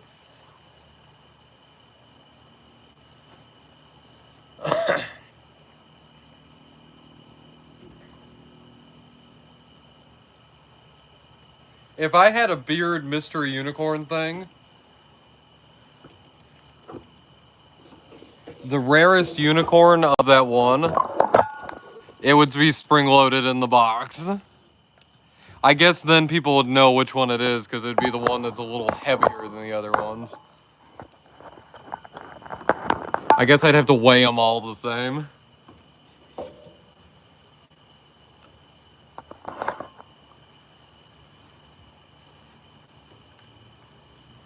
After I got done with the cooking, I'm like, I don't want fucking vertical anymore.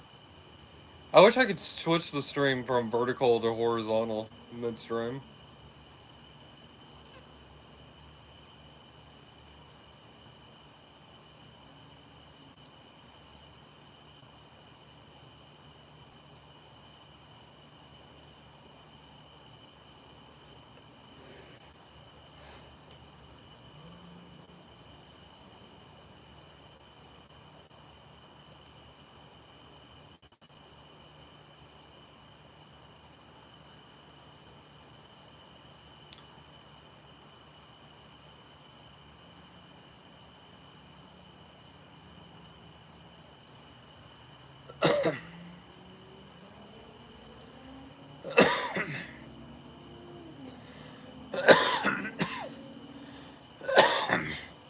Mm.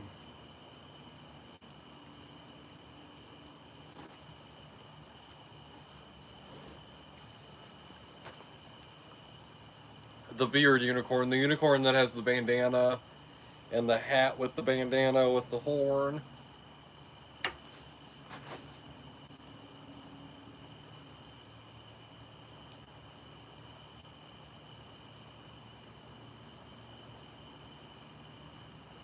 Did I tell y'all when I was at what was it Aldi's the other day? There was some older lady that was like with her, I guess, kids or something, and she was freaking out when she saw me. She's like, "Why is he dressed like that? Why is he like that? Why is he?" And she was just like, she was like freaking out when I walked by her.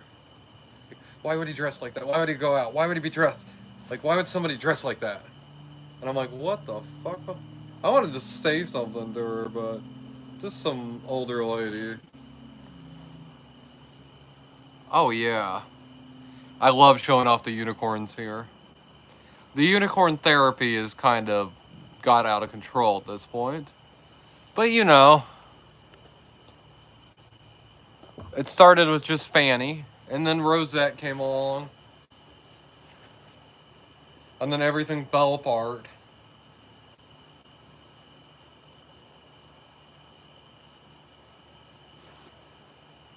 Yeah, people are rude. Particularly other males you'll run into. They really don't like the whole unicorn thing.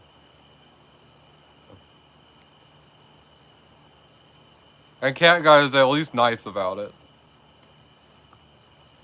He seems like an accepting person, so. But most other males who run into it will be like, oh, the unicorn stuff's gay, and well, just because your dad thought something like that was gay doesn't mean it actually is. Like, tell lots of guys that. Like, if you don't feel it's that, and even if something is, it doesn't make it bad. Like, but it's not. There's this whole therapy thing.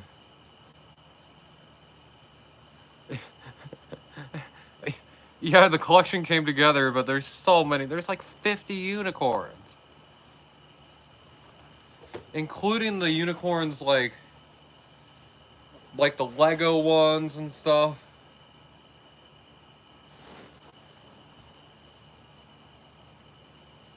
Yeah.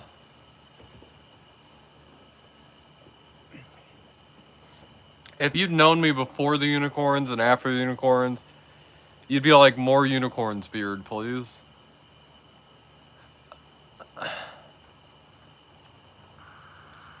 Yeah, that would be the thing. I try not to judge people. Because regardless, I'm somebody that doesn't judge. But there's some people that invite the judgment, you know? You know what I mean, Cat Guy? Some people make it hard not to judge.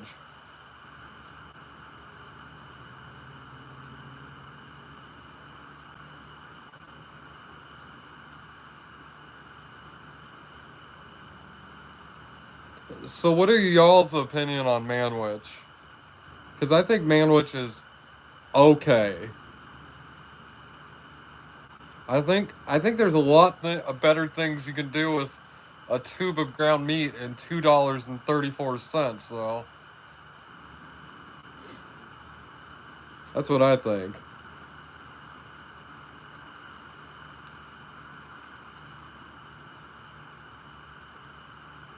You get a tube of ground meat, $2.34. You could definitely turn out something much better than the can of Manwich.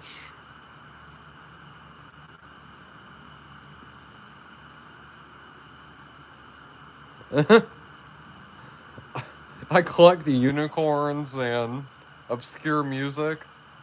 You collect Stephen King and Uranium Glass. We're a power couple.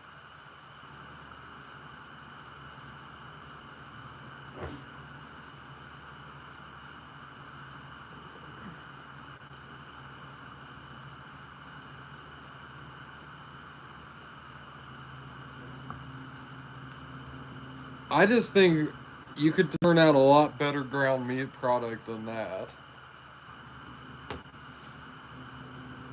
You like Manwich?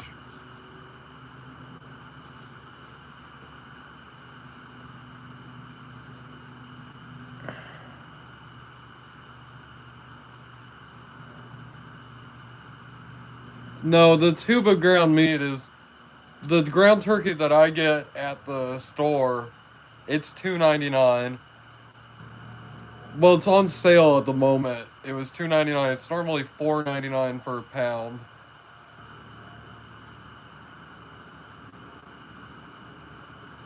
And then a can of Manwich was about $2.30 or so.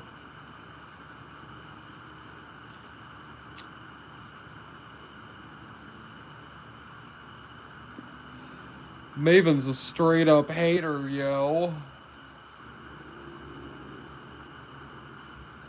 My little puppy is not 8 today. She's in the state of mourning, I think. Yeah, same here. I know some good taco seasoning that I can get for about $1.30 something. $1.40 something. Plus that ground taco meat, that is great. You simmer it, yeah.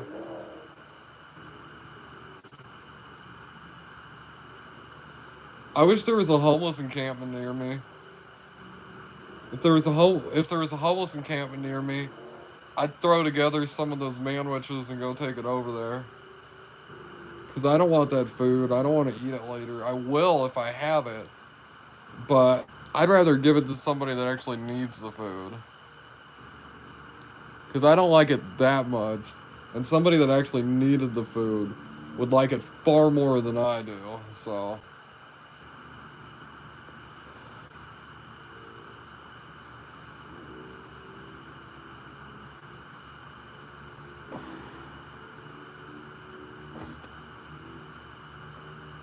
I'm telling you, the Jennie-O ground turkey is the only good ground turkey brand.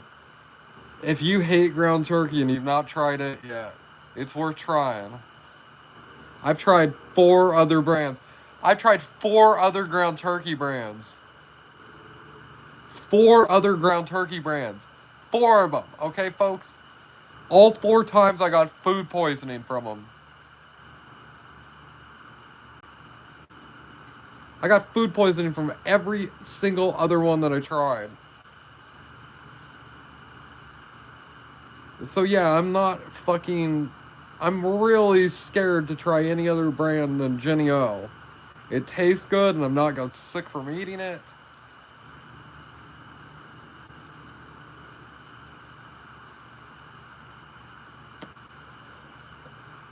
Fucking, there's this one brand, Butterball, I think it is. Butterball. I got so fucking sick. That's when I threw up that blood and stuff, like.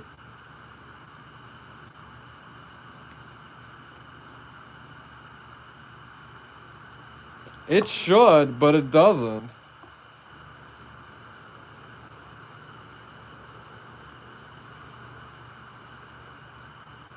Cheese is okay.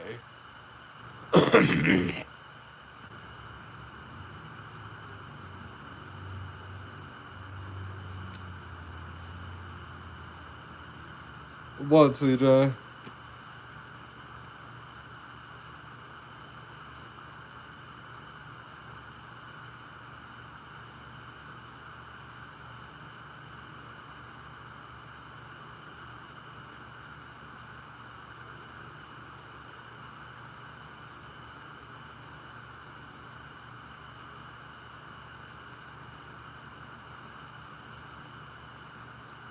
I cooked it the same way that I cooked the Jennie-O turkey.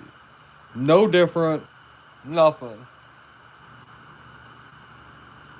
If one ground turkey cooks the same, the other should cook the same.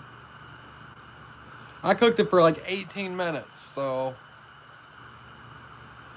if it wasn't cooked after 18 minutes, that's something on them.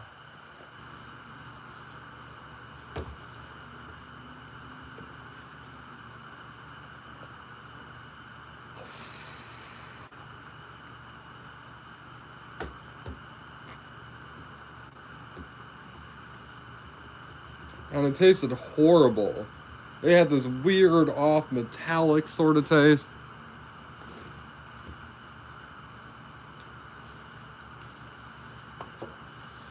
Ugh. Didn't have any flavor no matter how much seasoning I added to them. They wouldn't season.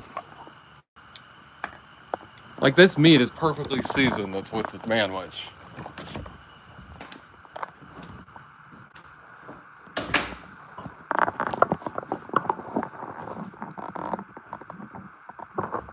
Hey, kiddo.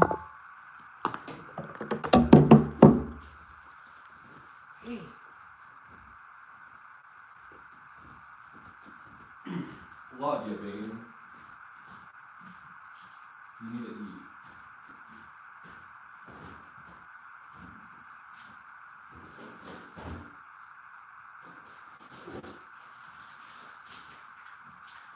You haven't ate all day, kiddo. It's time to get with your food.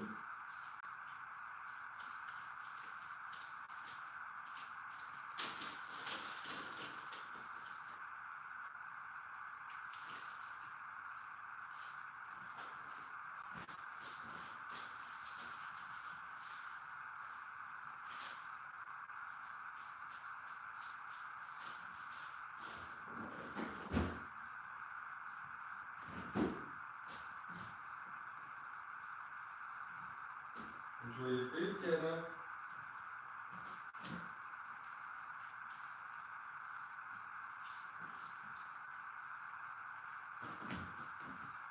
Does anybody have a dog with cataracts or anything? Nina started this weird habit where she'll just stand in one place and then just be confused and just stand there and sniff and smell and just sniff and smell and not move from that one area and act like she's completely trapped where she is and like she can't move any direction.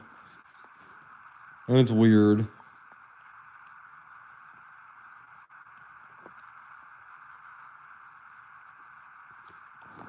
But she's just over here.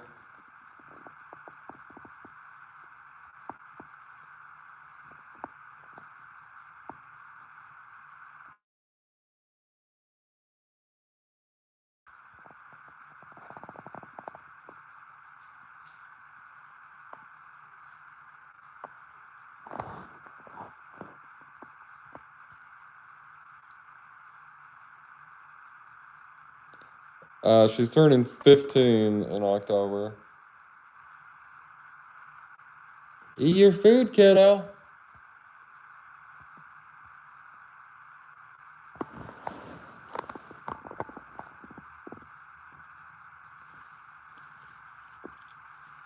Nina, eat your food. What the fuck?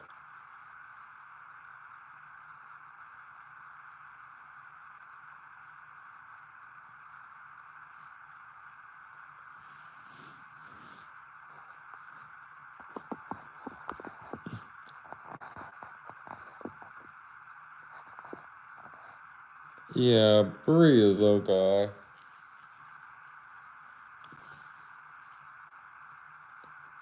Oh, wow. She is so precious. She's old and confused. And she just wants my parents around.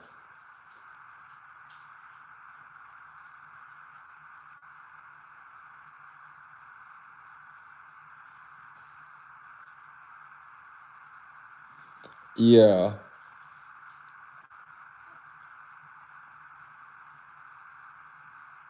And she's over here eating like a starving dog because she chose not to eat today. I tried to get her to eat and eat and eat, and she wouldn't eat, so now she's starved.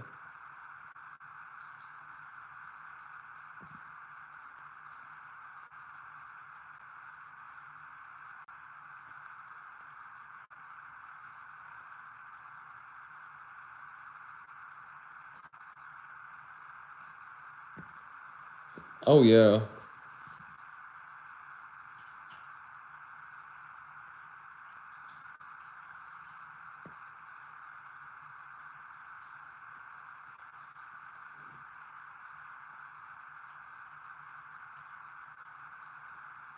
Well, you see, she has a little bit of her coffee that I make for her.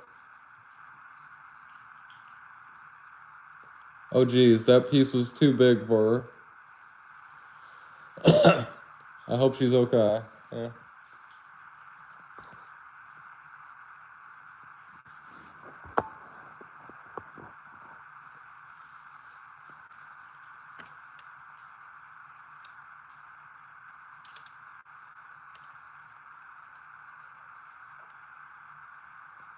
She's gonna throw up.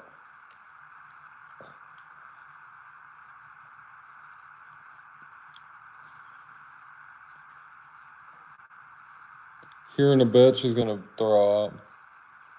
She's taking too big of bites and she's just trying to snarf her food down. For some reason, she acts like she's some starving puppy that came from the streets that like she can only get her penance of food like once a day. But she's never been hungry or anything, so.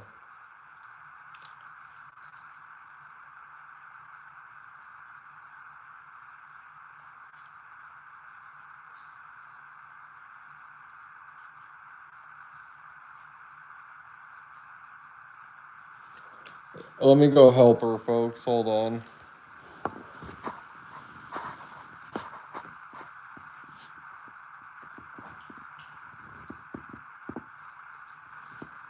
Nina doesn't have much incontinence.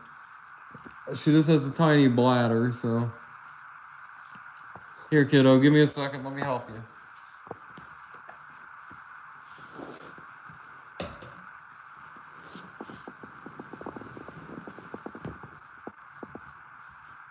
Here. There it is, kiddo.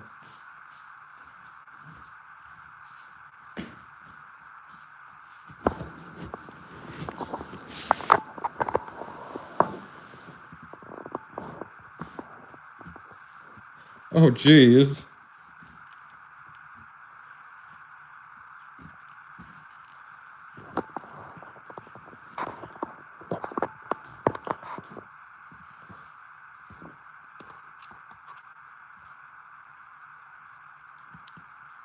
My kind of lady. No.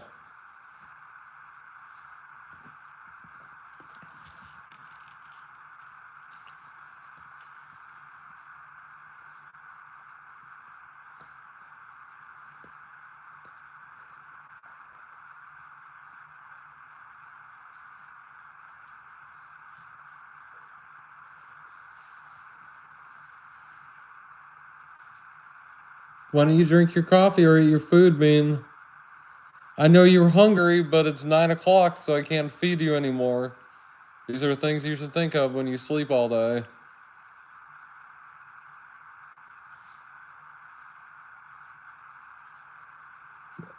Because we can't open another can of food now. If you'd ate at 6, I could have done that for you. There's a reason we have the routine, Nina.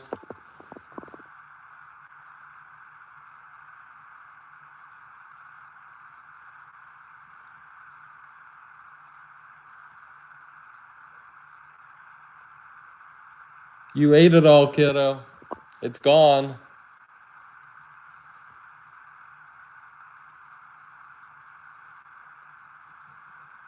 Yeah. But you chose not to eat and stuff.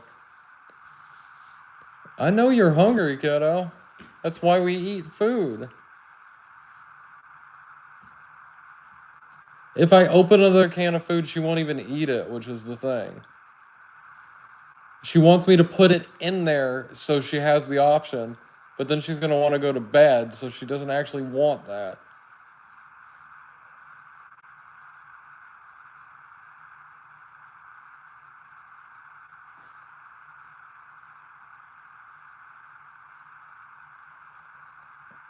Why don't you get some coffee or something? Get some water, kiddo.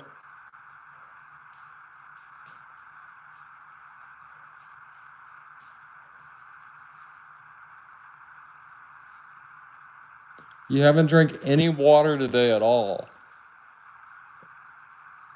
That I know of, at least. Why don't you drink some water?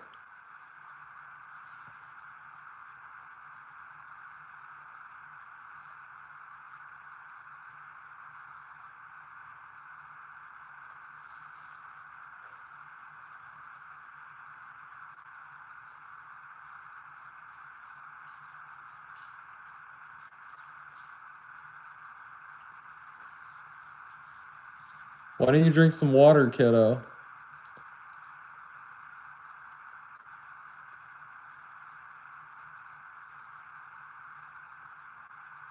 Why don't you drink some water, Nina?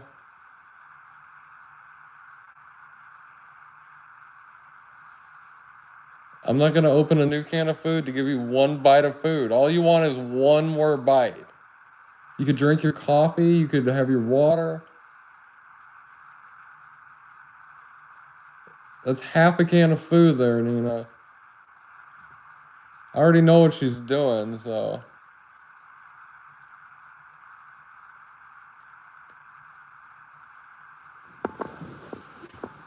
Hey, Nina. You have to, like, do that, but, like. What else are doing? There's water here that you could drink. Why don't you drink your water? Or you have coffee here that you could drink as well.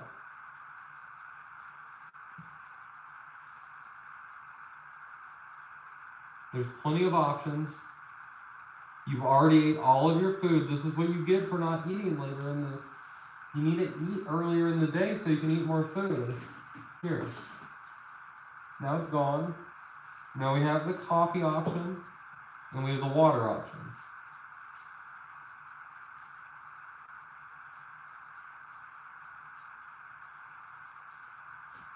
Why don't we take the coffee option?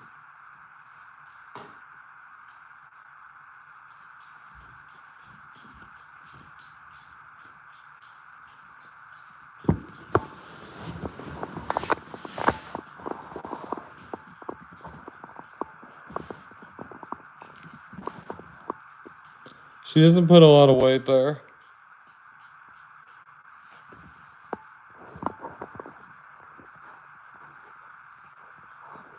That's what she wanted. She wanted to remove it and then put her coffee there.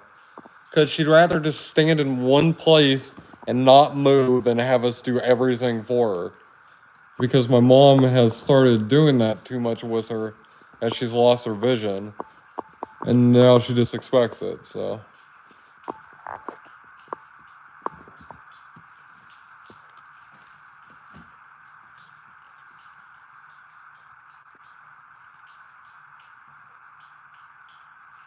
Yeah. Ain't shit I can do about it.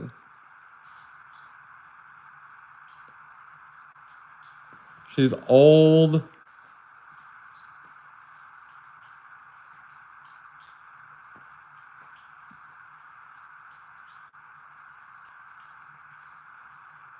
Yeah, Nina gets a little cognitive.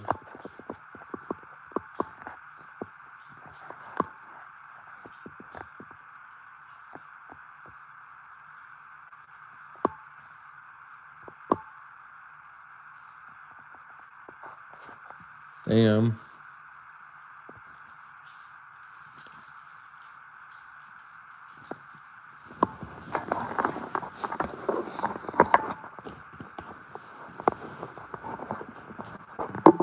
I'm scared of big dogs, so.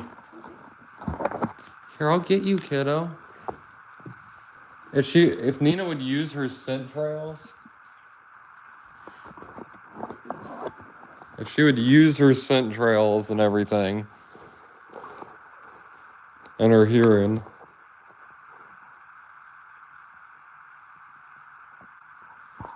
Nina has not barked probably in 5 or 6 years.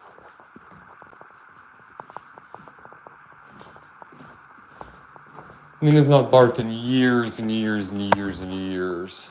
So. She just stopped one day and she hasn't ever started again.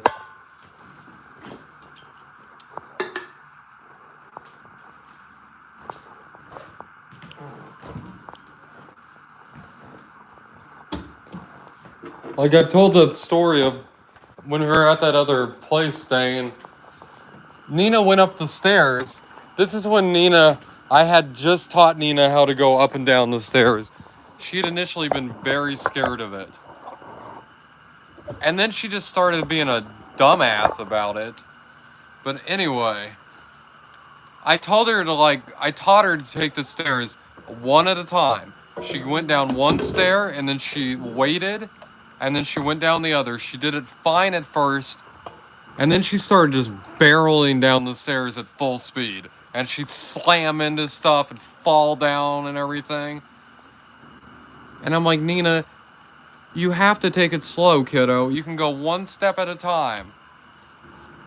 But no, but after I got her, she went upstairs in this place we were at. And she was upstairs, I don't know, for 5 hours or something like that, just waiting at the top of the stairs for us to come get her. She'd been too scared to go down the stairs, so she just sat there up at the top part. That Hayes house was creepy. Creepy at night. Creepy, the creepiest place I've ever stayed. Most of the house was basically a mansion-sized place, and most of the house was abandoned. Like, nobody lived in it. There were at least 4 or 5 bedrooms that nobody lived in. And there were 4 or 5 bedrooms that nobody lived in that were just like, there was a second story that was there. There were that many bedrooms, then like on the other one there were like another like bedroom or two.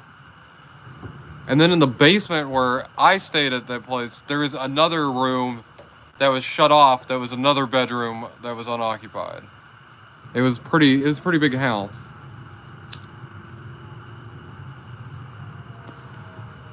But the basement, you could shut it off away from the rest of the house, which was cool.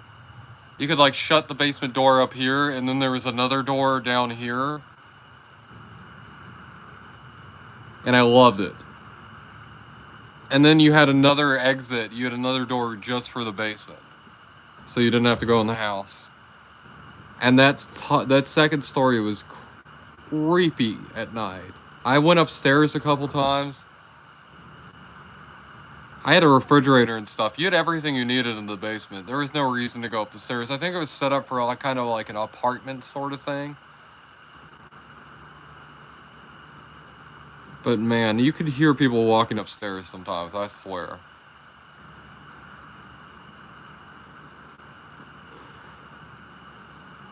It was weird.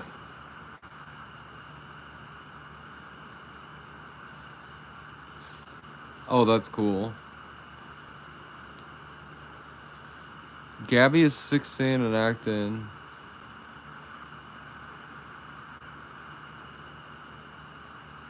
Yeah, my friend's cat is, one of them is 19 and the other cat is 16. And her 19-year-old cat, I didn't even know the cat was that old. 18 or 19?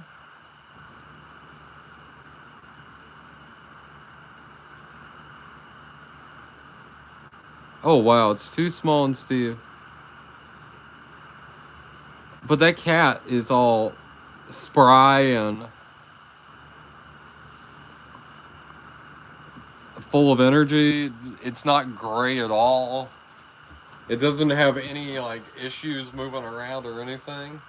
When I first saw the cat I thought the cat was younger. I thought it because she's kind of small.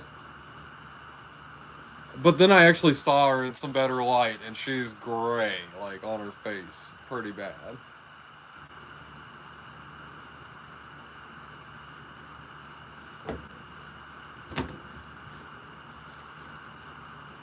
As you guys see there, Nina's a little showing of her age. I get a little frustrated with her because I know it's because of my parents. I know the Nina that I see. I used to see before my parents really got a hold of her behavior.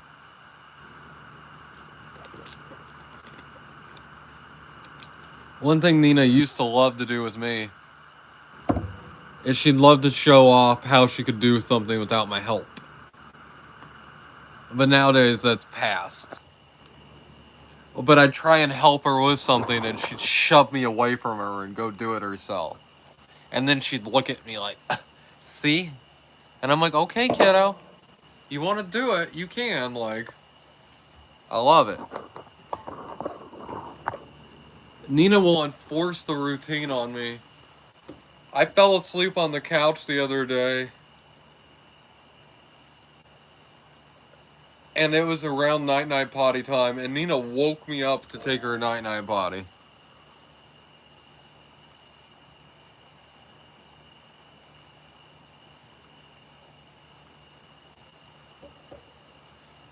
Yeah. What do you do when an animal dies? Like, you call your vet? What do you do? Like when a person dies, you call 911. You just like call a random vet? I mean,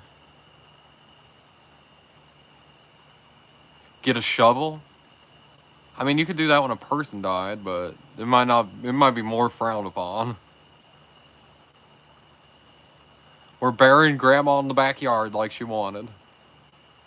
Grandma said a shallow grave in the backyard. They have to honor a will, right? I kind of want it in my will that I want to be buried in a shallow grave in my backyard. An unmarked shallow grave. So some future historian is fucking confused beyond belief. They think there is some murder here or something.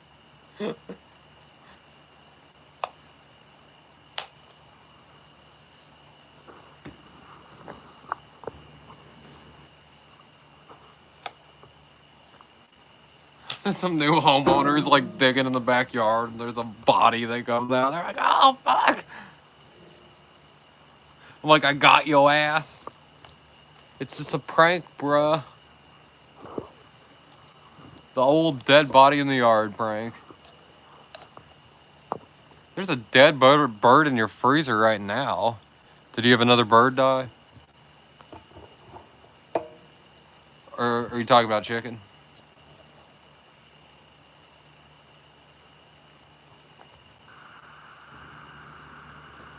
Toby, our dog. We almost got his ashes.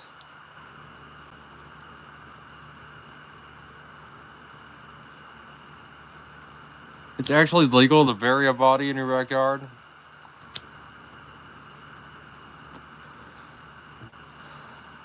So if you murder somebody and you bury them in your backyard, oh, you're not desecrating the remains in Iowa?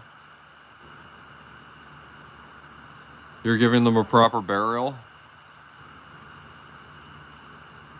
Oh, okay.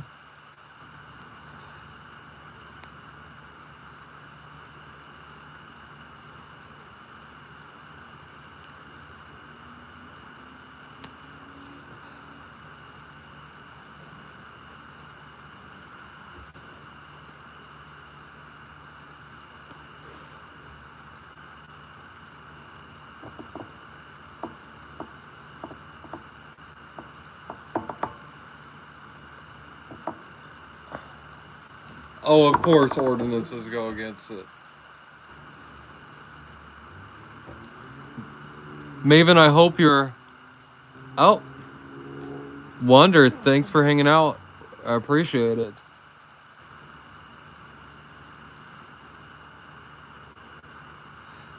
Nah, Wonder is gonna go to sleep.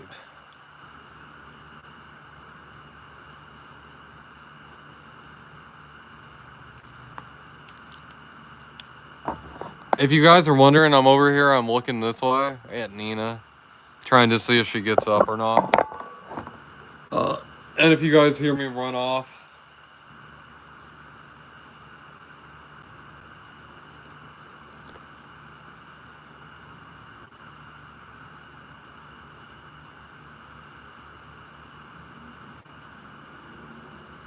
oh, that's good.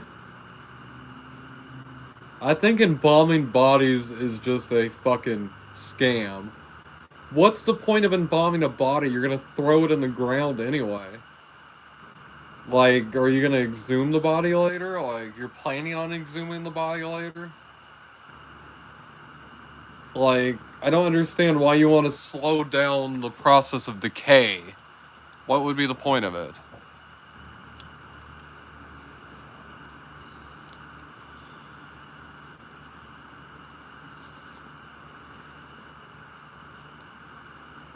Good night, Wander.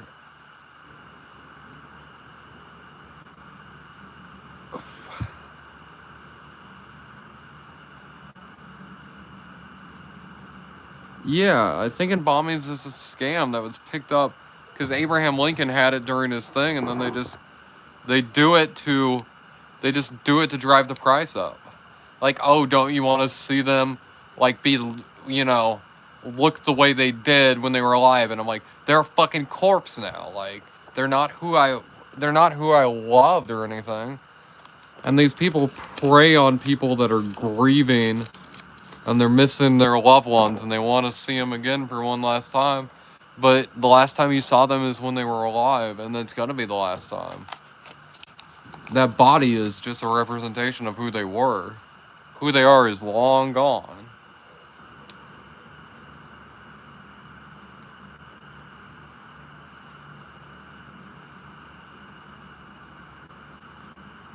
What was the question, Cat Guy? I'm out of my funeral industry. Yeah, what's the point of embalming a body if it's gonna go in the ground anyway? Like, what's the point of slowing down the decay process? Like, there's no point into slowing down the decay process if you're gonna bury them.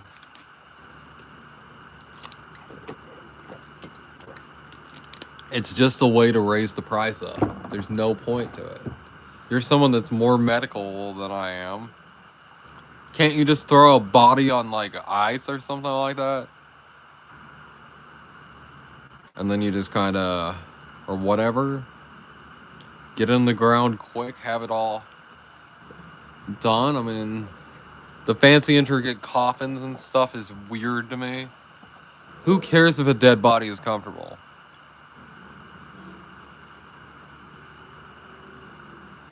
Like, you shouldn't break their bones and stuff like that. You should treat the body with some respect. It used to be a human. Like, it used to be a person, just like me or you. But throwing that body in, like, a pine box in the ground is not disrespecting the person.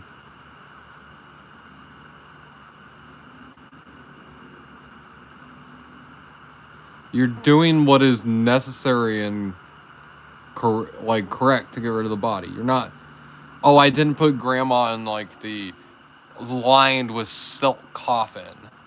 Like I'm a bad person. Well, the funeral industries are just scamming you, and there's no reason to embalm. There's... Yeah. And then people are scared in the funeral industries, so they prey on that fear. They prey on people's fear with death. And death is but another step in the journey.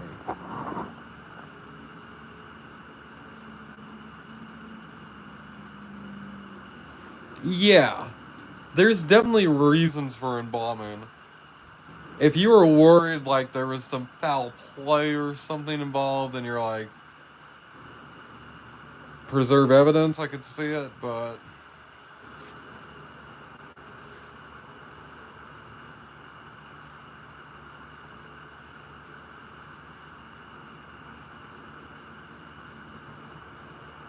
I am convinced that the person that invented embalming was a necrophiliac. I have no proof for it or anything, but the only reason I could think of to invent something like that is that you're a necrophiliac. You're like, these bodies are rotting too quickly. I need to figure out a way to, like, slow this process down.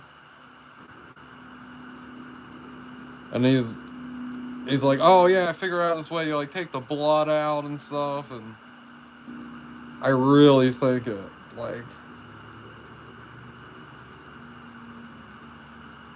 And I'm probably slandering somebody right now, but who I'm slandering's probably been dead for like 130 years, so screw them. 800-900.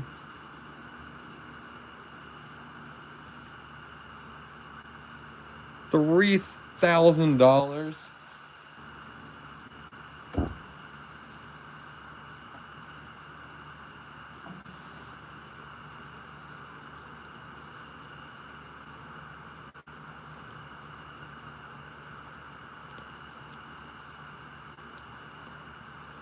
Yeah, embalming. Well, no, embalming actually. I was just fucking around and joking. Embalming started before ancient Egypt, probably in Mesopotamia. But definitely the Egyptians perfected the embalming process.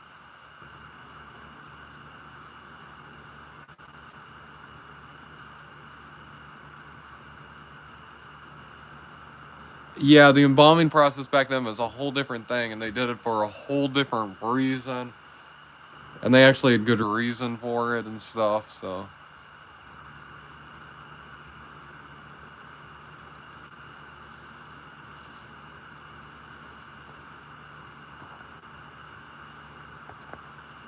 I want to be sold to a necrophiliac when I die. How about that?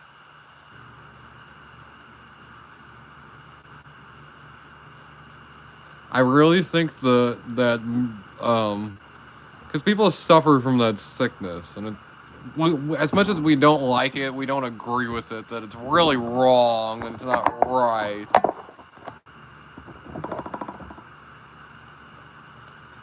They're gonna commit crimes to go do it. If they could go to a fucking, like, you know, like, what is it, a coroner's office, and be like, do you have any of those bodies, like, for the on the list, like.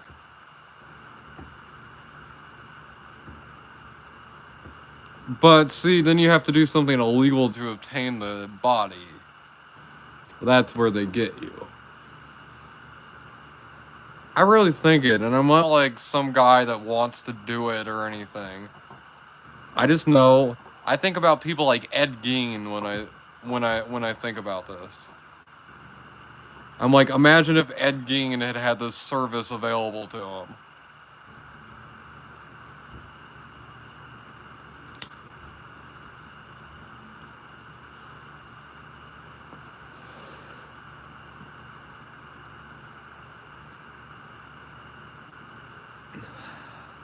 I don't think it would stop it completely. I think people would still grave rob and stuff, but it's a good step towards the right direction, towards rehabilitating.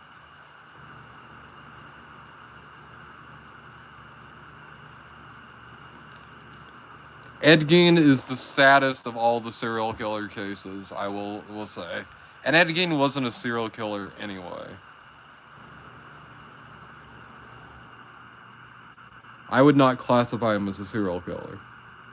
Now, had he kept going on, yes, he would have become a serial killer.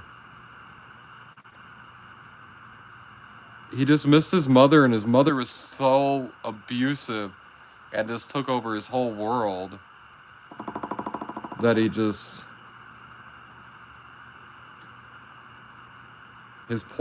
mother destroyed his poor fucking mind, like, and just ruined the kid, and just, we suffered as a society because of it. And he really needed mental health, like, counseling, badly.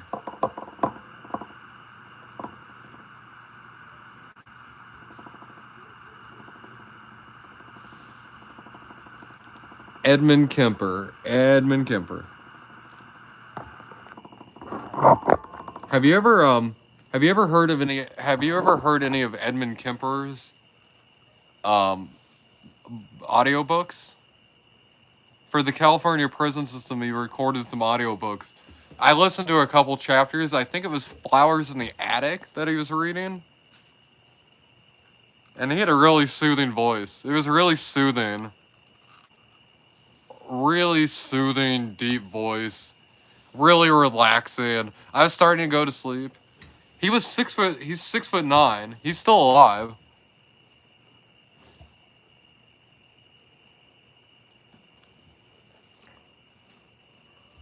He had like an IQ of like, he had such a high IQ. He only got caught because he turned himself in. Even though I'm sure once he killed his mom, I mean, it was pretty obvious who did it, but.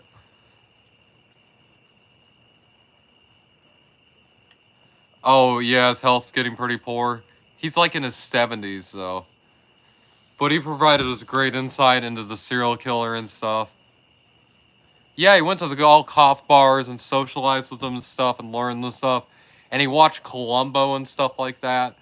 And like based on the cop shows, he used it and learned the procedure, which is crazy. Because that stuff isn't really that accurate. But, I mean, look at what Edmund Kemper did. I mean, if you... Those cop shows, you might be like, that's bullshit. If you follow those, you're not going to actually get away with crime, but Edmund Kemper did it.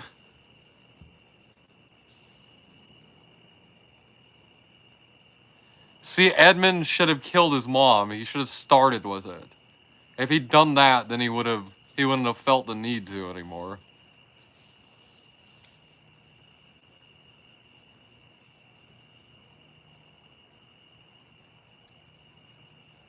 Yeah, see, he'd murdered his grandparents, and then he'd spent time in the psych ward, And then because of how smart he is, he was able to convince him that he'd rehabilitated. And then he got back out into society. And then his mom... I'm telling you, as a mother, anyone that's a mother, if you're mean to your kid is probably gonna fucking kill people. Like, you gotta be nice to your kid all the time.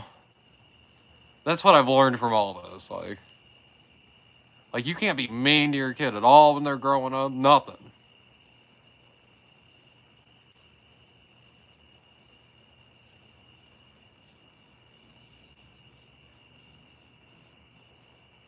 And the dad not being around too, like the dad not being around is a big thing. The dad not being around is not exactly... It mostly has to do with the nurturing and loving of their parents when they're growing up. But definitely, if a kid suffers from like psychopathy or sociopathy, that it's just... They're just like a ticking time bomb, basically. If any of those factors come into them. Now, someone that's a psychopath or someone that's a sociopath, they're not immediately somebody that's dangerous or somebody to be like scared of or to be fearful of. That's the media that makes you feel that way. Now, these other factors come in where they have not learned empathy or, grown or anything. That's the person to be scared of. Gary Ridgway? Yeah, I don't know much about him. I had in rehab, I knew this guy, and he claimed that his dad smoked crack with Richard Ramirez. His dad was a Satanist, and his dad would meet up with Richard Ramirez often, and they'd smoke crack together.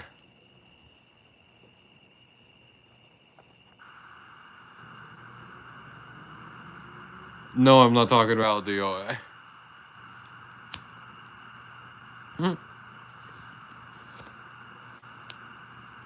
I guess I am. I want to listen to some Manson music. I fucking love Charles Manson's music. I don't give a shit. Like,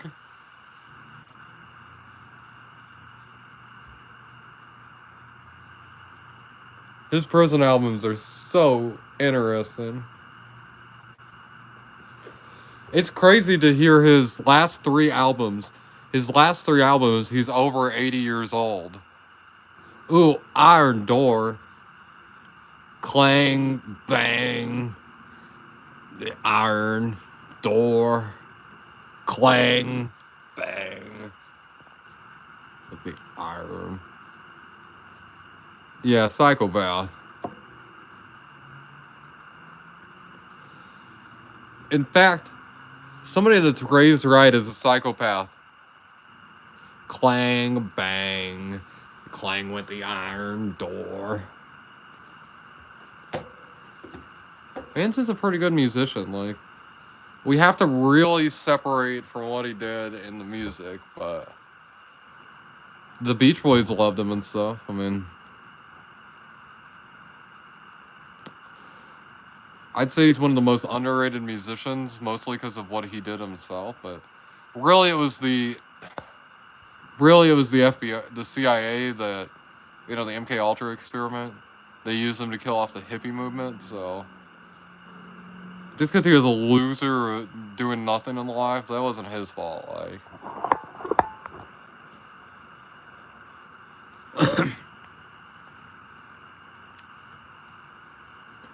Nixon and his fucking cronies trying to kill off the hippie movement. This is real MK Ultra stuff. MK Ultra did get him. Like, for real. We know it now for a fact.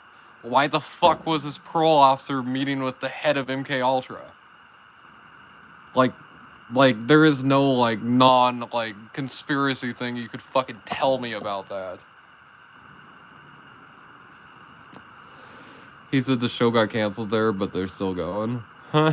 What if that guy put out to other people, other club owners about it? So Since they're all in the network, maybe they put them all out to the other club owners, huh, buddy? You shouldn't lie about fucking club owners, bitch.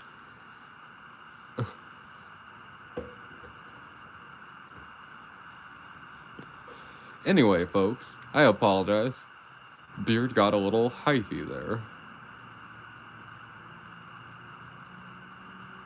These people are in a fucking network, boy. They talk to each other. They might not work together, but they fucking certainly talk to each other. Especially in the sort of network they're in. So you should choose your words carefully online. Because they will and can be used against you. This isn't like a court of law. They will and they can be used against you. And it's gonna happen. And there's people out here like that. Yeah.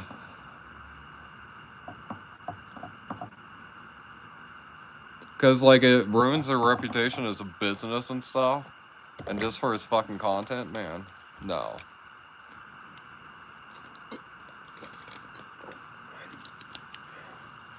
A club and a hammer, too.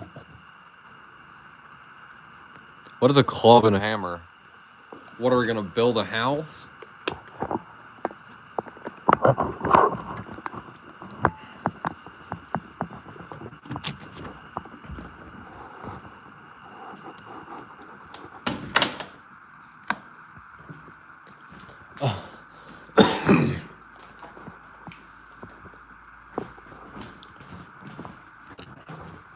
Yeah, maybe he didn't take action, but maybe he's like, I'm gonna get my active friends to take action.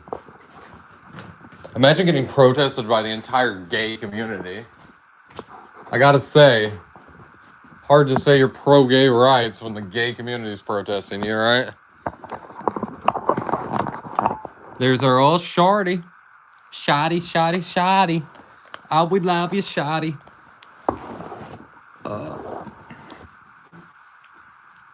We don't know what we'd do without you, shorty.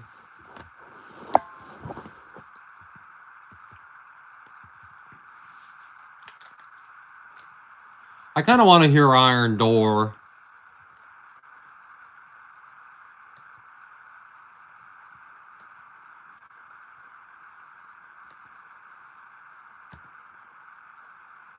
But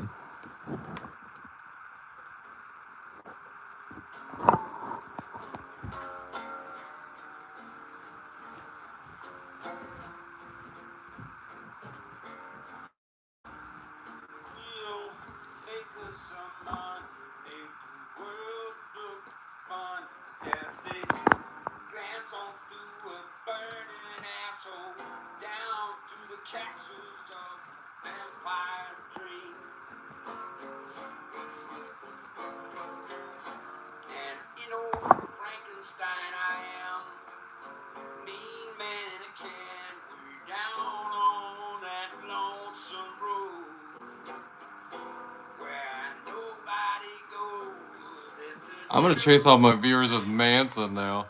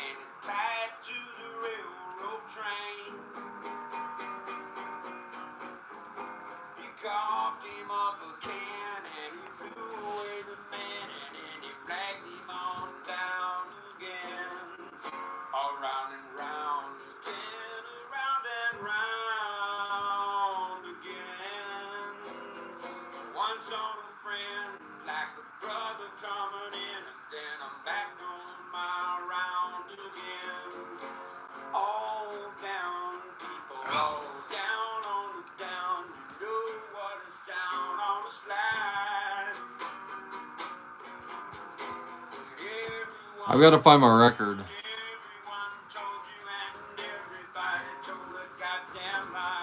I collect cult music. I have an L.R. and Hubbard album downstairs somewhere, I think. I used to, at least.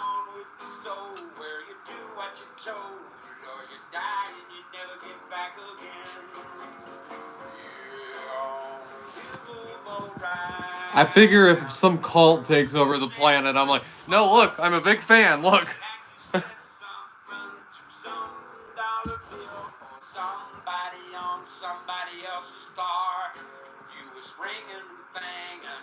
That's how it works. No, I'm a big fan. Wait, you're not part of us? Oh, shit.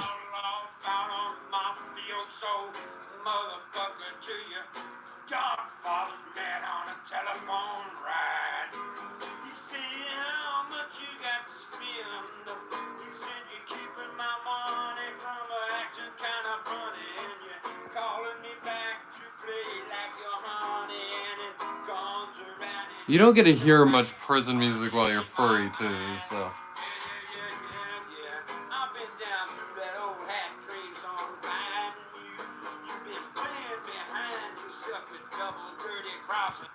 What? Cry. Oh, Tucker, it's been a year since he died. Aww.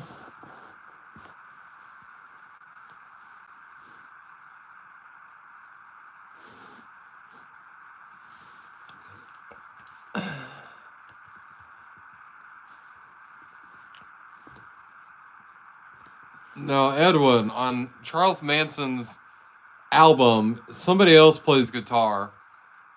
And that guy that plays guitar, he plays guitar on this song here, too.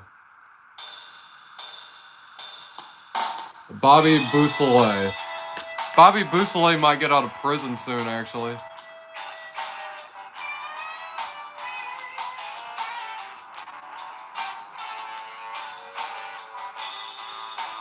Oh, yeah. Bobby Beausoleil, he was a Manson family member, but he was in prison for the murder of a drug dealer at the time all that stuff went down. But he's almost done with his prison sentence, I believe. He's been in prison since 1967.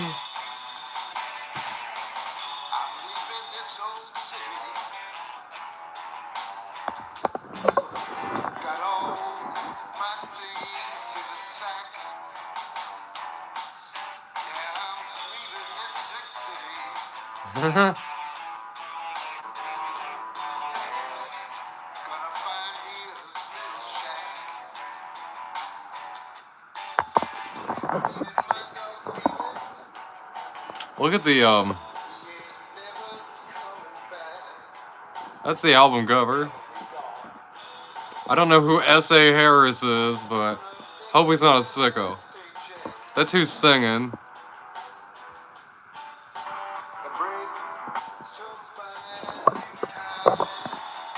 As far as I know, he comes from the Oregon prison system, who also has a music system, and they linked up with Bobby Beausoleil and some other people.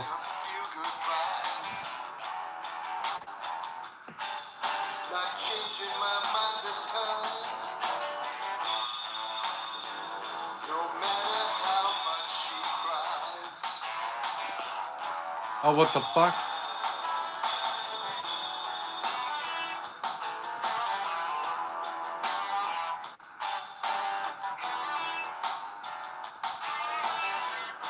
Not Bobby Boucher, Bobby Beausoleil.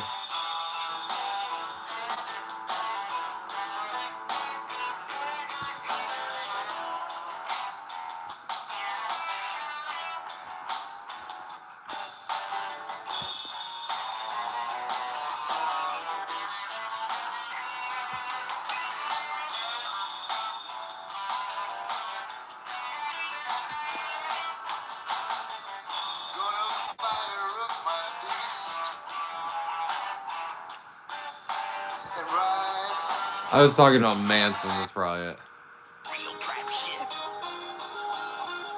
Oh yeah, they sample Carolina in this. I love it.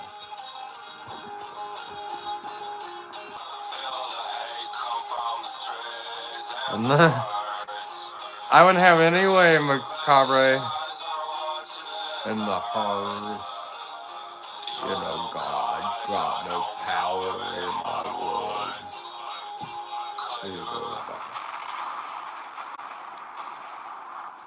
Goddamn, DJ Sorrow, run that shit back.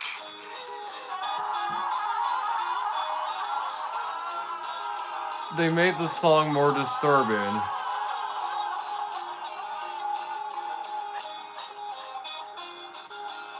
The song is about an insane man like cutting the limbs off children and sewing them to himself to like save his life.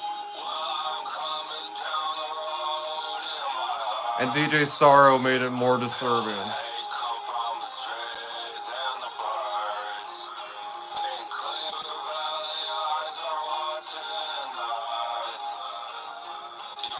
Birds and Blood is a really scary sort of song topic. It doesn't sound like it.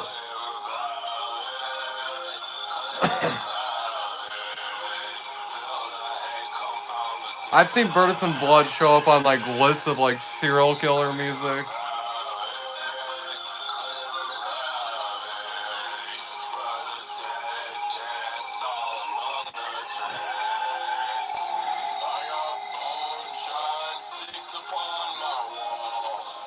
This music, I describe it. Sounds like Walking Dead music.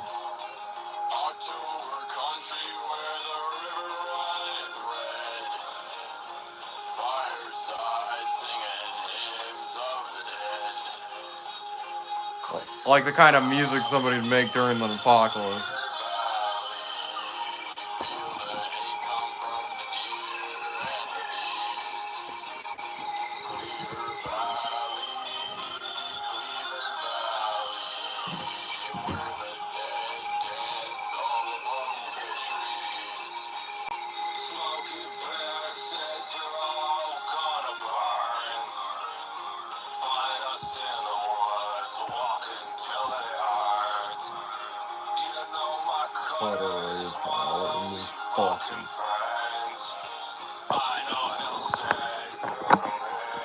How emo, look at that fucking...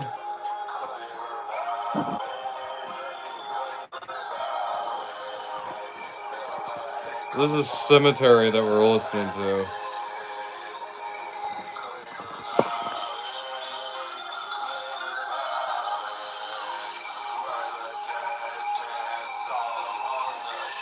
Oh, there he is.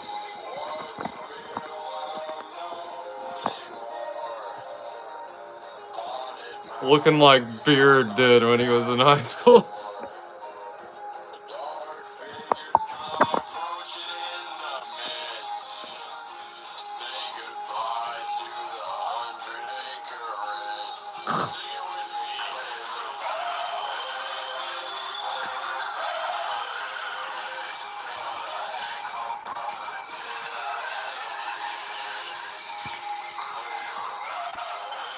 I wish we'd got another album like the 100 Acre Wrist.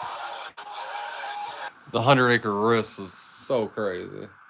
Let's see if that worked. If I go over here, I downloaded it over here. That's Cemetery. That was the guy that was singing.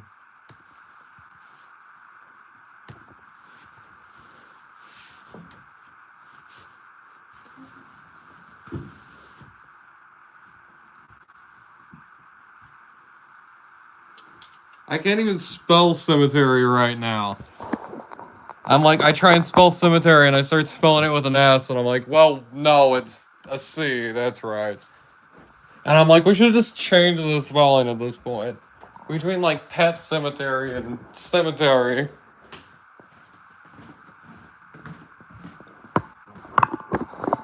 Hey, Tardy Bean Lady. Are we ready to go to Tardy Bed? Go turdy night to the turdy bed and get our little turdiness out. Oh, turdy lady. Oh, turdy lady. We love our turdy lady. Hey, you want to get your butt up? Get up, Nina. It's time to go to sleep. Wake up. It's time to go to sleep. Wake up. You're the one that... Oh my God, kiddo. Your little eye is watering.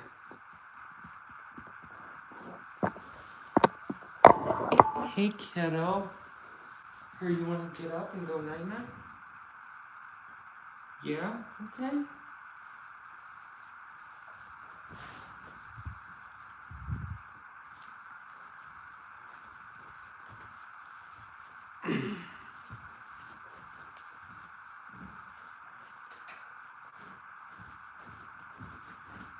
Nina, quit. We'll put you up here so you can't fidget and mess it up. Okay?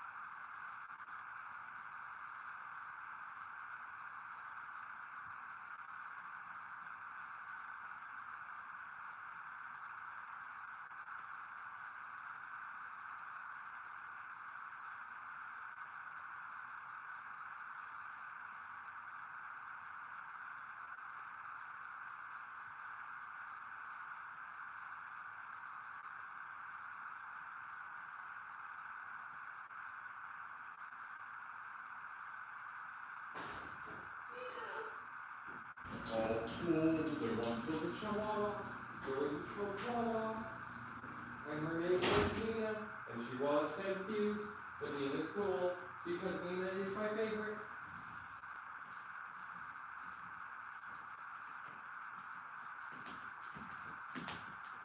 Oh, kiddo. Oh, shit. Ah. You okay, kiddo? Your little leg popped out under me. You okay? Little Nina, her bones crack and pop nowadays like crazy, folks.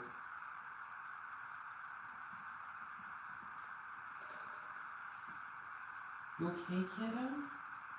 You okay? Oh. You okay?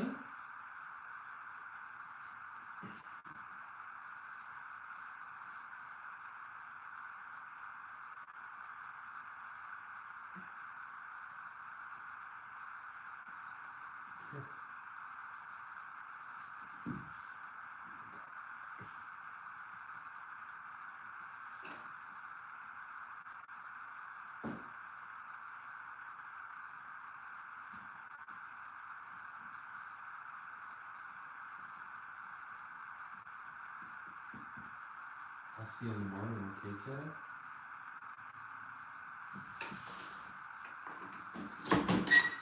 You sleep tight, baby bean. She's being a little tardy girl, folks.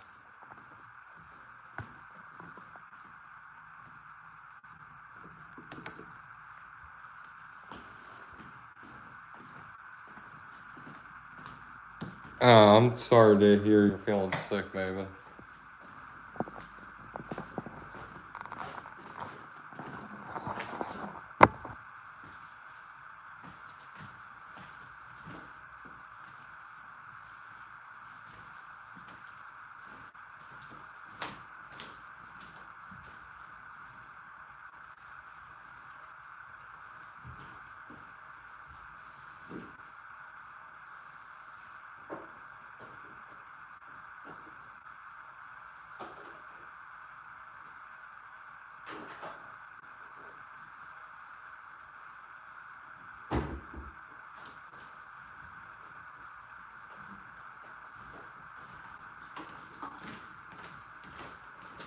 Yeah, Maven's a great lady.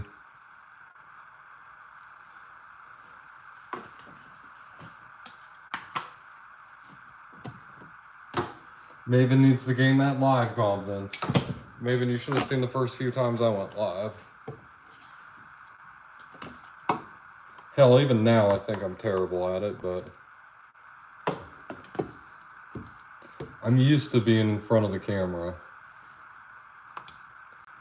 I'm used to presenting to the camera. I've been doing it since I was a teenager. I'm used to it. At first I was really nervous, especially with my stuttering and stammering that I do when I talk.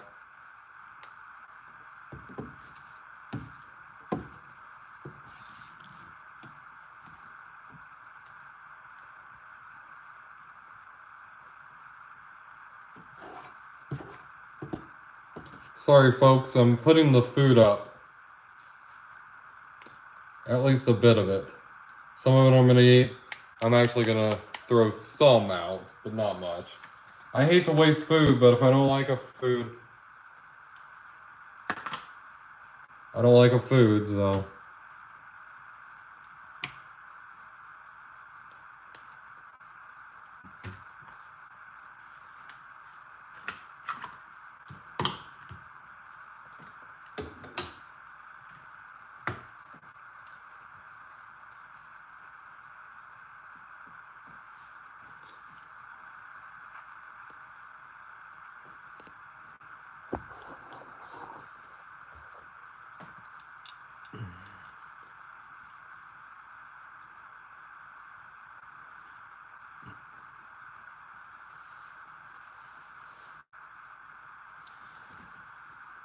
Yeah, there's no reason that such a beautiful, sweet lady like you needs to be so self-conscious, but I definitely get it and I understand it, so.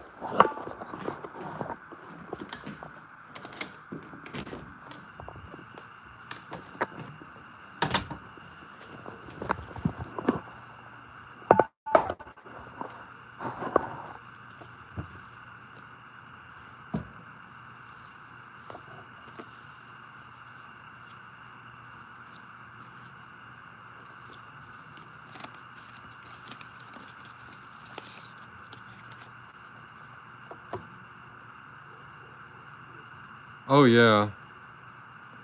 I liked the Rage one, that was really cool.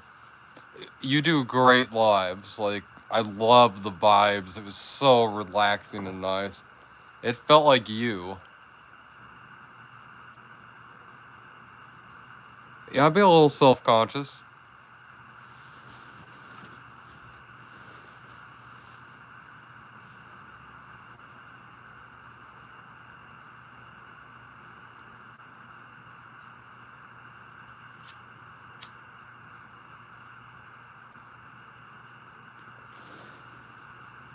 Me and Sunshine know our lives, and I'm not just gonna talk somebody up just because I find them attractive or something like that. I'm gonna speak from the heart and say,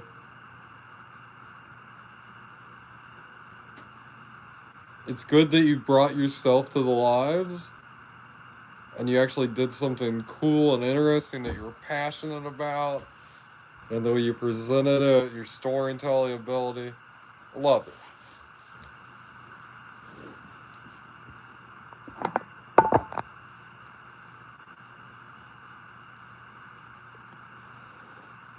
Yeah, that's why I suggested that topic. I'm like, that's your thing.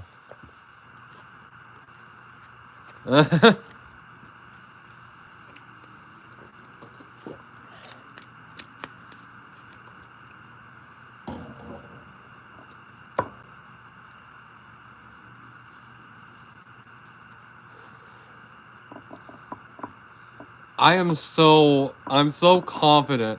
Maven, were you confident too in the, I can go to some thrift shop and find this book?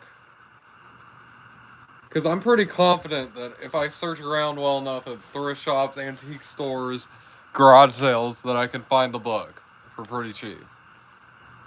I look at that cover and I'm like, if somebody didn't know there's Stephen King, like, it's pretty obvious that they could just throw that in there with the grandma's paperbacks, and there's fucking Rage. Right there for 50 cents.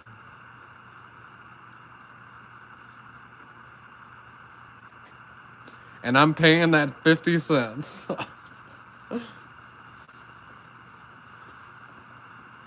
No, I'd probably find something a little more expensive. Yeah, exactly, Sunshine. So if nobody knew, like, I really, really believe in that sort of thing, and that I'd...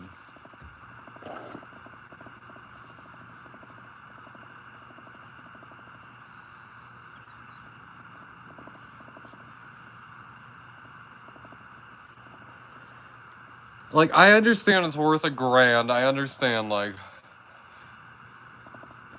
But it's not up to... I don't want to rip somebody off, per se.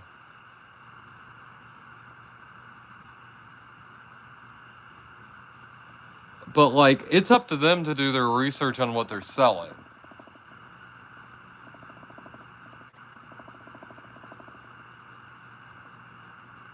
I sound like I own a pawn shop over here. I'm like, I'm not one to rip people off. If they're not going to do their research on what they're selling, I'm going to pay them what they're asking for. Yeah.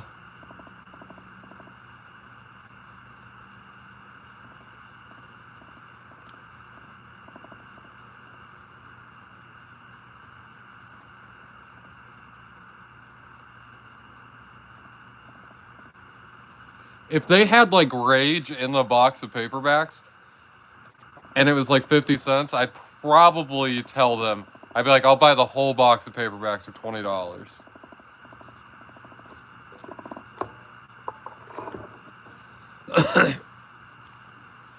Because also, I'm going to give it to you if I get a hold of a copy. I'm not going to keep it. I don't want it. I might read it.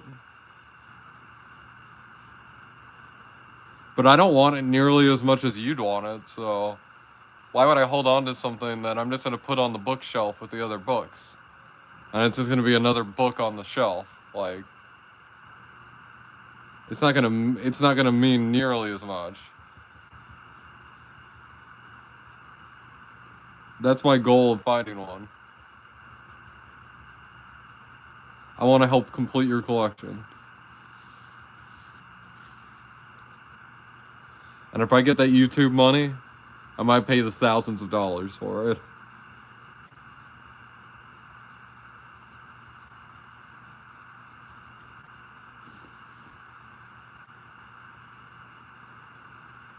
I would definitely, yeah, because I know what it means to you to have that book.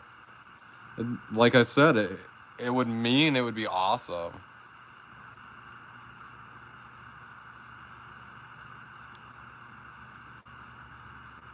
That is messed up. That is messed up.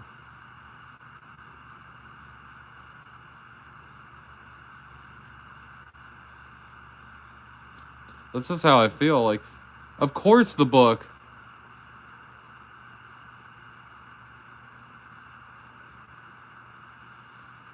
Of course having the book would mean something to me. Like, holy shit, this is Rage by Richard Bachman. Like, I have this on my shelf of my books. Like, of course that would be cool to, like, tell people. Like the rest of these books don't mean shit. This one book right here. Like, but for a Stephen King collector, it means something totally different. And that's what I think.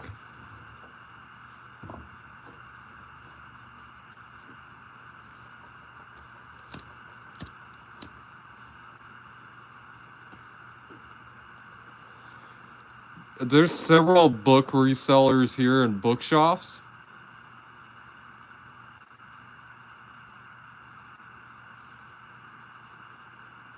Yeah, if I got a hold of that, I would personally deliver it to you. I wouldn't ship it. You're close enough to me, I could do that. There's no way I'd ship it.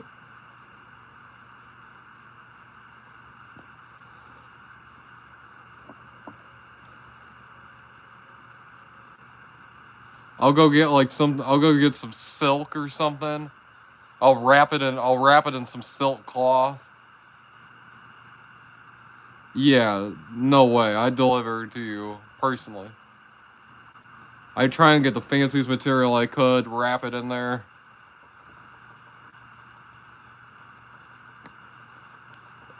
Really make it something special. Even though the book itself is. I'm like, look at this paperback.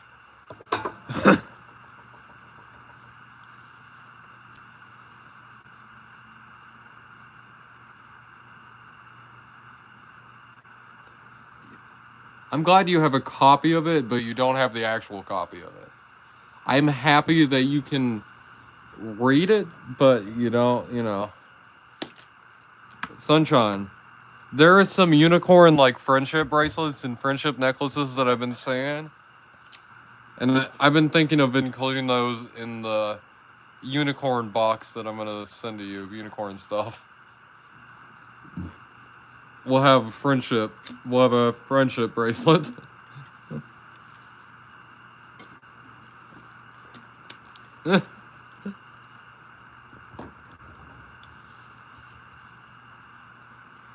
That's such a teenage girl. If you're gonna be my friend, you have to wear a unicorn bracelet that matches with me.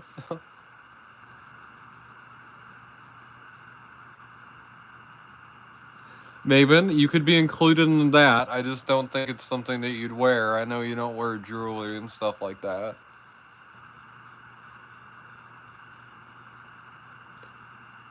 Yeah, the leftover and spare unicorn items that I don't want and I have around. I'm like, I'm gonna put them together. You know, that's in the future when we trust each other a bit more, but I'd love to send you out some cool little unicorn stuffs and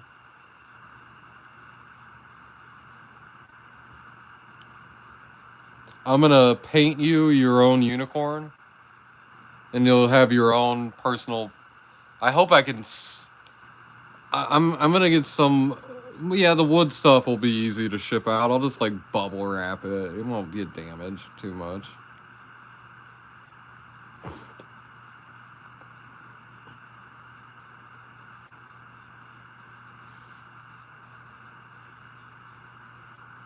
There's some of those little unicorns that you can paint. That.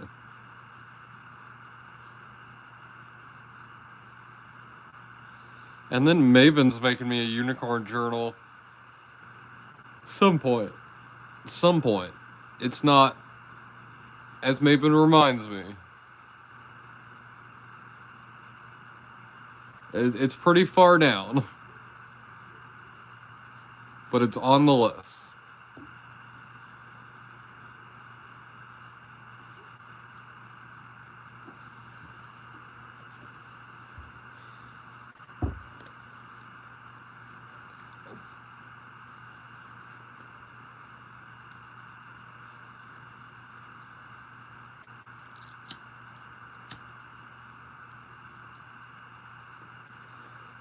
If they have a deal on the buddies, I might get you a buddy. One of the unicorn buddies at the Build-A-Buddy place.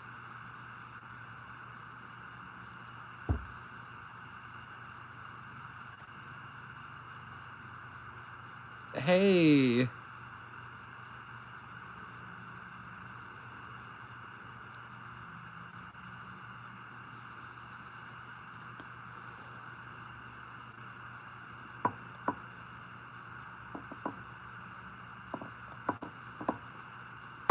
You know, I'd also like it to be a little gothic. You know, not like fully gothic, but a little gothic with the unicorn. Well, I'm a little gothic. I've started embracing the goth again. I really thought about it. And I was like, that was the time I was really happy. Yeah, I mean, it's up to you. I'm not going to tell you what you need to do with the journal. I will leave that fully up to you, but, I'm a bit gothic. Okay, most of my paint's off my nails now, but I'm pretty gothic. I need to paint my nails. It's all coming off and shit. I didn't do a good job, but...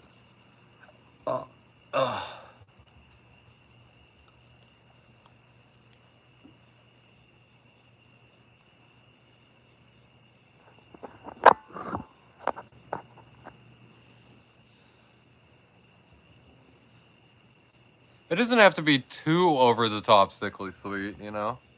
It can be kind of badass and cool and yep.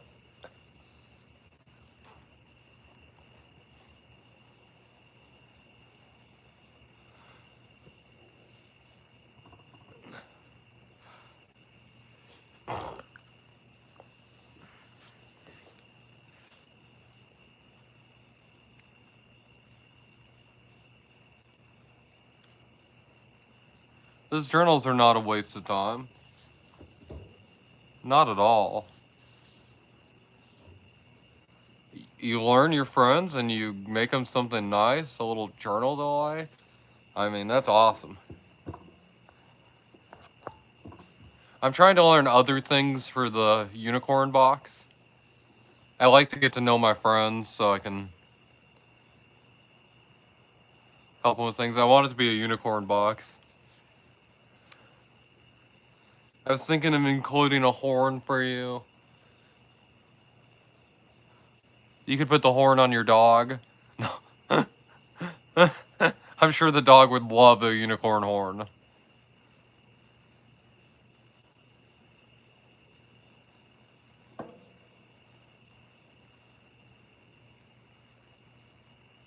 You're a very kind and sweet person. And I'm glad I've had the chance to get to know you. It's good to meet good people on YouTube.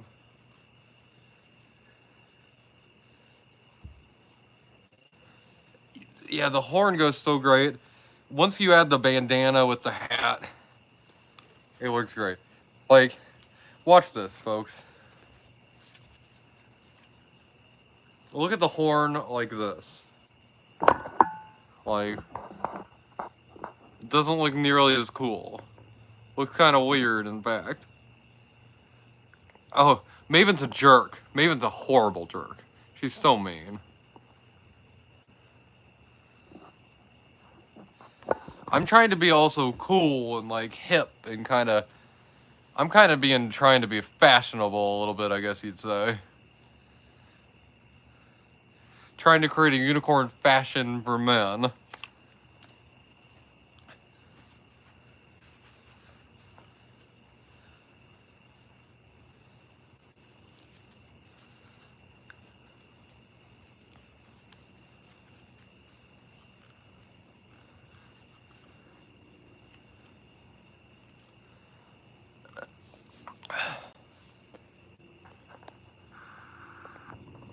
Every time Maven sees her patients, she slaps them in the face. She's like, quit being ill. Like, why are you in here? Ugh. No. Jeez. Maven is not that kind of jerk. Maven is not that kind of person. I do not want to even joke about somebody that I care about like that.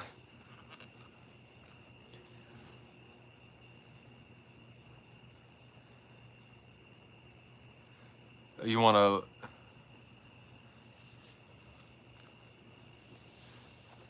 This is like the alternative universe Maven that I'm talking about there. The Maven that's a horrible nurse. Maven yeah. Oh yeah, I can't tell. I'm just over here like... Because then Miss One is here and...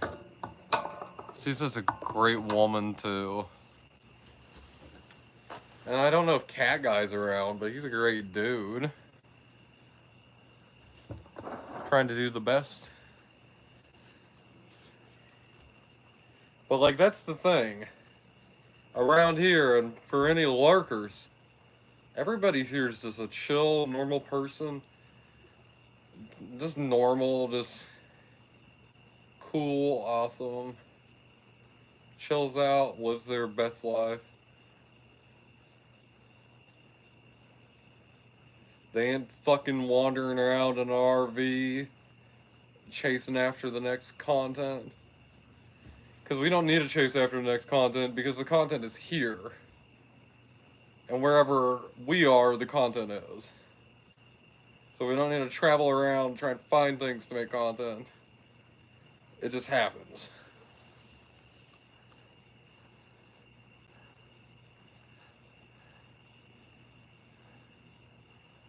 Oh, that's awesome. Yeah.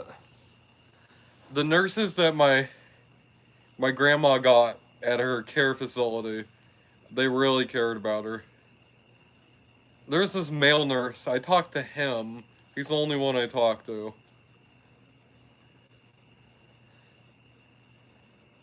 And he was like, he's like, she can be, he's like, she just gets a little confused at night. And I'm like, yeah, I'm like, the confusion's part of going towards the death process, isn't it? He's like, yeah, she doesn't have a whole lot of time left, but I'm sure you know that. I'm like, yeah. I was like, I'm not as attached to her as the other family members are, so I'm not gonna assume it's broken up. I wasn't as attached with my grandma. Like, anytime I'd see her, she'd be really mean to me. So, but I mean, the last few times she was mean to everybody else, but she was pretty nice to me. And it pissed everybody off that she was nice to me, which I found weird.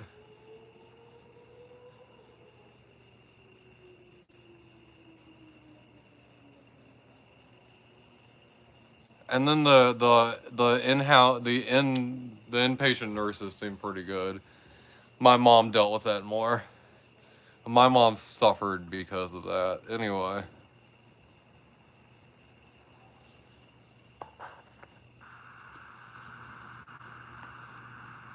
Needed to put her in a facility before then, but my grandma absolutely did not want to be in one. She's like, if I go to hospice, it means I'm gonna die soon. That's why they want to put me in hospice, is because I'm gonna die soon. And it's just, she needed more around-the-clock medical care. And we had to basically trick her into it, which was not good. But, you know, you do what you have to do.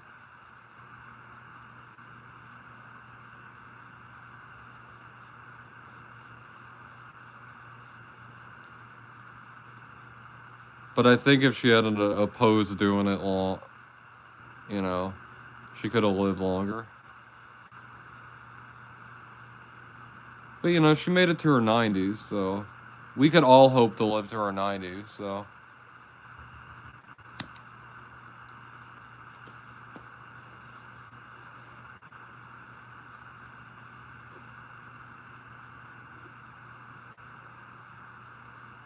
Why do people have all this misconception about hospice?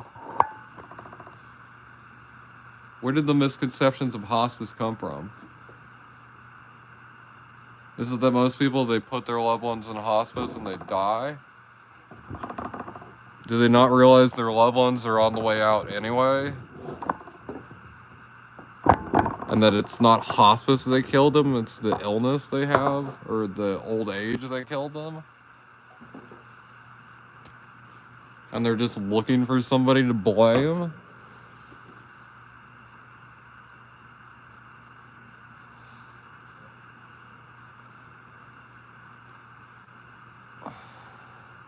Hey bro, welcome back.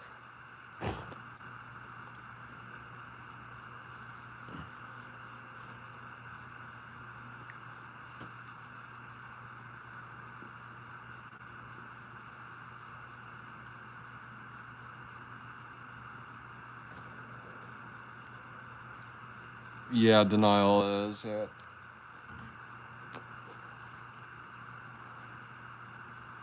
But,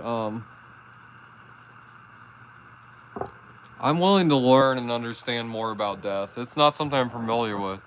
Did you see my message earlier when I told you I've only seen 2 dead people? And they'd been dead a while. I saw my great-grandmother shortly before she died. But it was like an hour or 2 after we left the hospital. But I mean, she was pale as a ghost. She was so pale you could almost see through her. And I mean, that's when she grabbed me by my shirt. And she started screaming at me about the devil and Satan, and that her parents were in the corner of the room, and that they were fighting over her body along with the devil and Satan. She was like screaming it at me, and she's this frail 100-plus-year-old lady. And she's been grabbed by my shirt hard enough that I can't move. Like,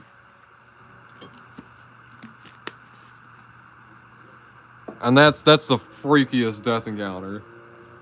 And she was screaming and yelling about it when I left. And I mean, I'm glad my uncle was there, because my uncle grabbed me by my shirt and he pulled me out into the waiting room, and his wife was there and my cousins were there. And he's like, you need to get out of there.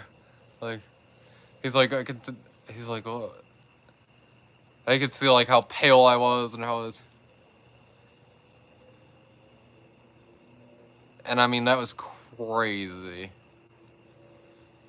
And I was like, I've never experienced anything like that. Is that like what happens when people die? Like when people are approaching death, do they like? I was freaking the fuck out about it. But, you know, I processed it a little better now. Because it was just wild. I'd never seen her. She was such a sweet lady.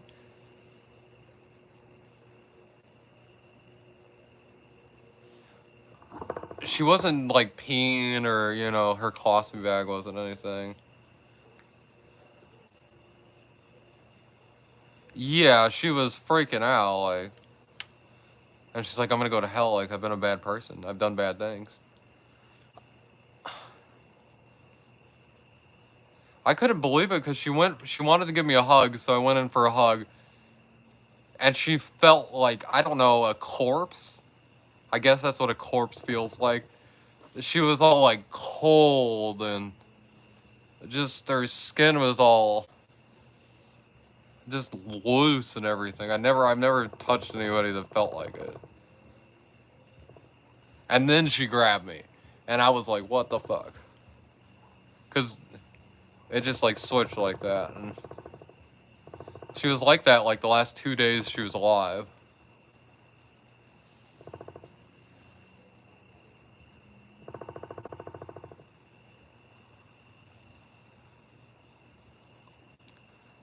I can't forget the way that she felt when I touched her. I wanted to like go like, ugh. I wanted to do that. Like I was grossed the fuck out by it, but I couldn't do it. It was just one of the most visceral, gross feelings I've ever had. Like,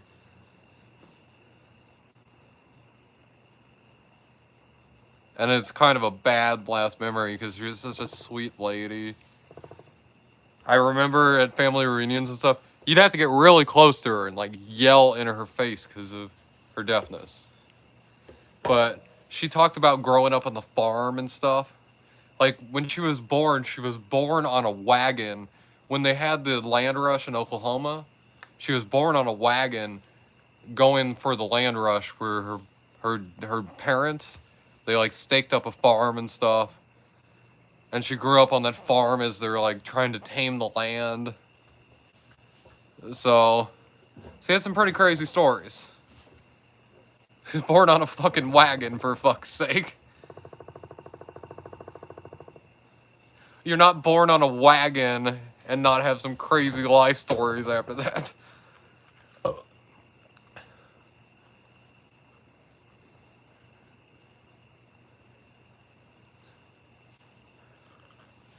I'm trying to think of how to like word the way that she talked in a way that's appropriate for a modern sense. She'd like say like when they first came there, like the red men, they were really kind of hostile towards them, and then they helped them farm the land and stuff.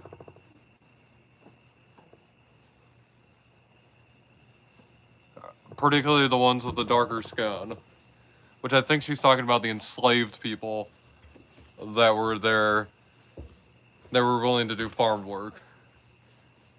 The formerly enslaved people, I mean. I didn't know at the time, but I learned about it later, so I think that's what she's talking about.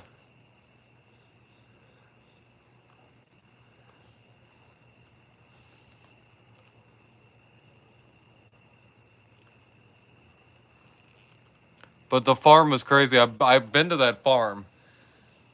Before they moved, the farm was still in the family and stuff. But they sold it and stuff. In the 60s, the farming the farming kind of fell off in Oklahoma, and my great grandpa, he became a prison guard at Oklahoma State Prison. He worked in the gun tower. Well, first off, he worked in death row. He worked in death row as a guard, and the death row weighed on him really hard. He couldn't do death row. I think he did it for 2 years, and then he moved to the gun tower. And then he did the gun tower for a while. And that job he liked, and he did until he retired, I believe. I have his ID.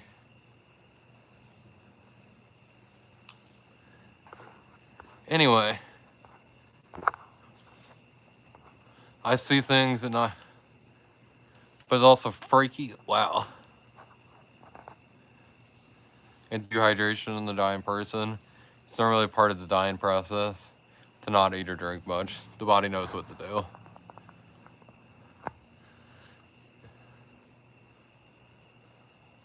Our feeding tube will help them, but in their natural dying process, it'll make them worse. Well,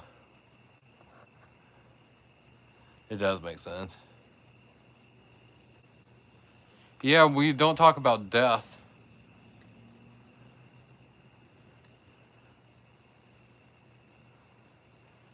I think a lot of people need to be educated about the dying process more, and to not be afraid of death. And I understand how fearful it can be for a lot of people, that one day you're not gonna be here anymore.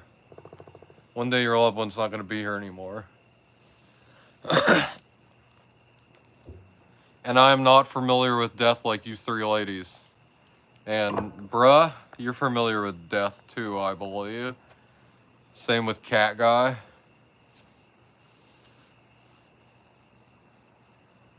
Yeah, it's okay to be afraid of the unknown. It's important to learn it and want to be okay with it.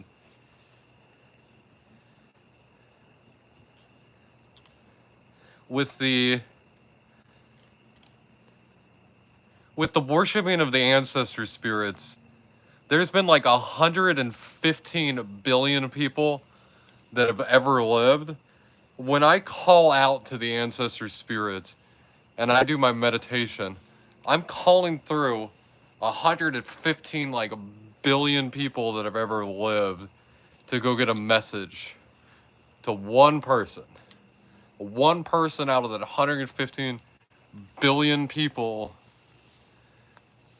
You're trying to meditate a message through all of that noise, all of those people.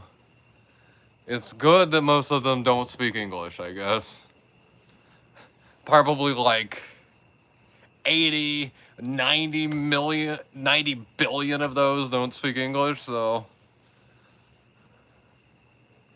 But yeah. Having an object.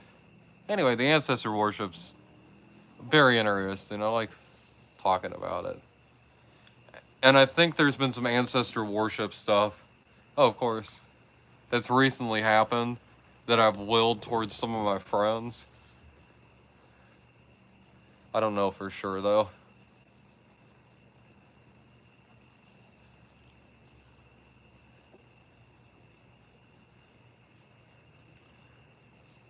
I have to know about somebody that somebody knew that passed.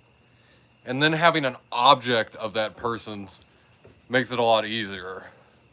It's almost like voodoo. I describe it like voodoo, I guess.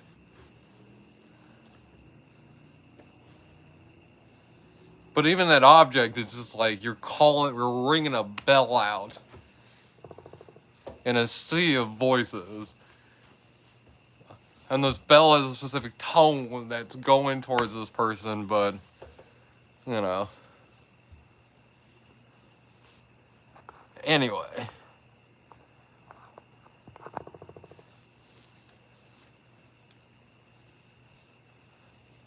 And I've experienced, I've definitely had some stuff.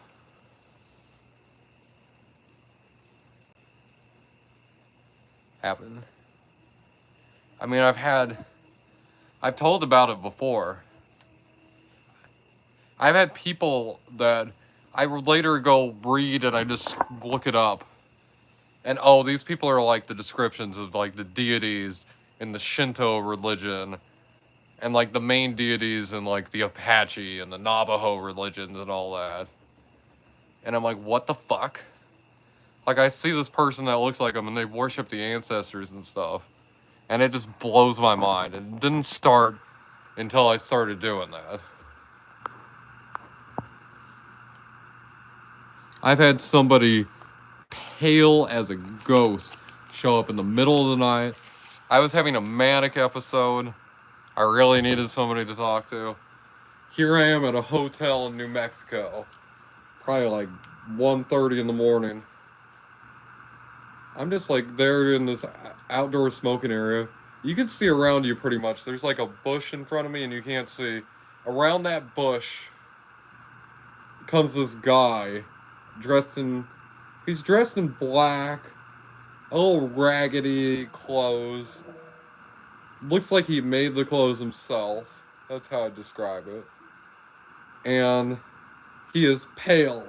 And I mean pale like the moon. Like, I've never seen another person as pale as he was. Long hair, down past his waist. Talked in this extremely strange accent that I've never heard before. And he came up to me, and the first thing that he said my real name, and he said that everything will, he said, you're not doing very well at the moment, are you? And I'm like, the first thing I did is I pull up my phone, because I'm like, maybe I'm having like some psychotic episode. And I snap a picture on my phone. And he's there. It's weird, that picture didn't save. But he was there in that picture. I wish I had that picture. I don't know what happened to that picture. In the morning it was gone out of my pictures. But he just talked to me, and he talked like, the best way I can describe it, he talked like somebody from Mesopotamia that learned how to speak English. I've never heard anyone ever speak with such an accent. Such a foreign, ancient sort of accent. But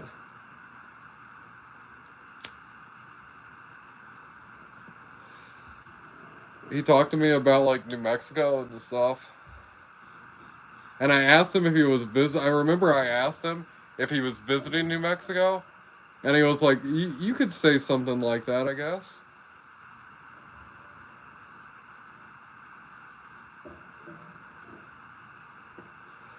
But he walked past me. He opened up the door. And then he walked in. And then he walked through the other door. He opened that up and he walked down the hallway. And I saw him and I turned back and I went to smoke. And then I thought about it. I was like, wait a minute, you need a key card to open that door. So I went to grab the door and you couldn't open it. It was locked tight. And I had to use my key card to open it. And he just talked about like, I'm trying to, it's hard to recall what he talked about because it was such an ethereal experience and I don't. Sorry, I need to catch up with the chat now. I've been on this story. Like, this thing was crazy what I experienced. Because he talked in a very strange way. His sentence structure was very odd and bizarre. It was not like it reminded me a lot of like the Old English sort of way of speaking, but it was almost like whatever was talking to me didn't exactly know what sort of time period it was in, so it was just trying to guess at it. And it was not going quite correctly.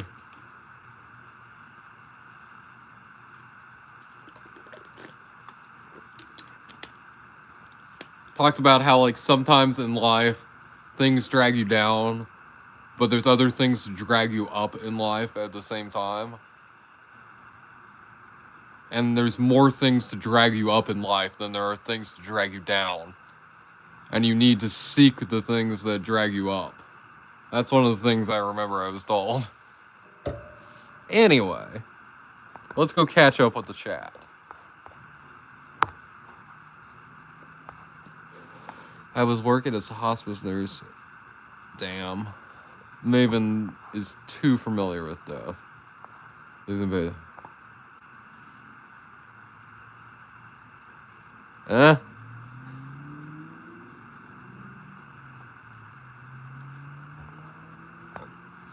Yeah, it truly takes special people to do what she does. And then I look up, because mind you, I'm in the ancestral, like, what is it, the ancestral Apache land? And then I look up, like, their descriptions of, like, their deities. And it's like, oh, they're pale with, like, long flowing hair and...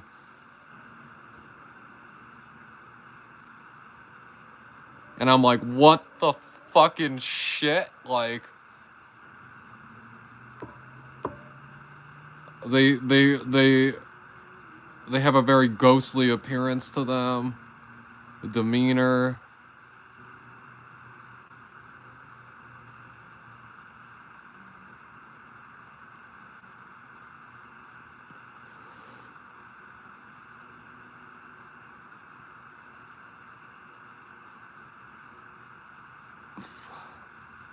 But no, after I got told that, the first thought, what he said when he told me about, like, the things that'll drag you up, all I could think about was Fanny. I'd brought Fanny with me. So I went upstairs, I grabbed Fanny, I went down to the lobby, I sat there with Fanny on the table. And then I put Fanny in my lap, and I put my arm around her, and the manic episode stopped instantly. I've never had it stop on me like that. It usually takes time to, like, go away and stuff. It'll take, like, a day. It just stopped instantly. And I don't understand, like... It's like I had something, like, tell me, like, to go do this. And it's one of the most... Probably the most, like, only religious experiences I can point towards. Because things were really bad, but little Fanny, like... That was one of the core moments that Fanny became a part of the mental health routine. If I'm feeling bad, I grab Fanny. It doesn't work instantly every time, but you just hold her and hold her close. And she has a very calming aura and presence to her. I don't understand it. Fanny is just like cloth. It's not like Fanny is anything, like, tangible. She's this cloth that's stuffed together in a shape, like... And you can feel a calming presence from her when you hold her close. It is odd to me. And it is that human imagination right there in effect.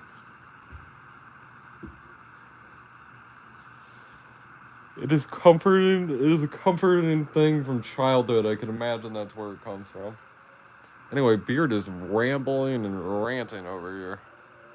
Oh, it's been 200 minutes, of course.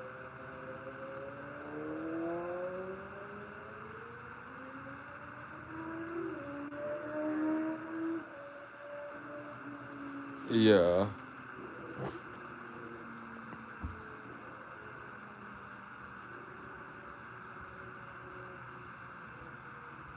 We need people to do what Maven does. And thank you for your service to our elderly community. Our elderly people need to be taken care of. And we don't unite as a society anymore to take care of them. And now, thousands of years ago, we united as a tribe to take care of our elderly or sick or mentally ill people. But humanity's become much bigger. And now we need people that are willing to sacrifice. And they want to, and they have a passion to.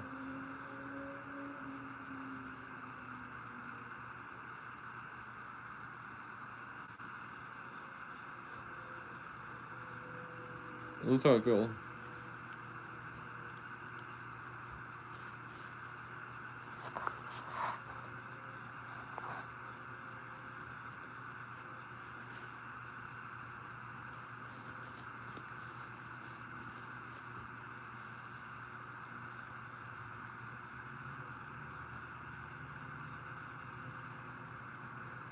We survived through the Pleistocene, and here we are.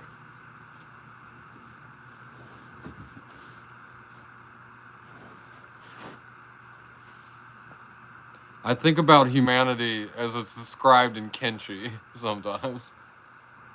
The skeletons describe humanity as an insect. An insect that you cannot eradicate. That you think you've taken out all the humans. And they, like a cockroach, they crawl up from the earth again. We just don't unite the same as we used to.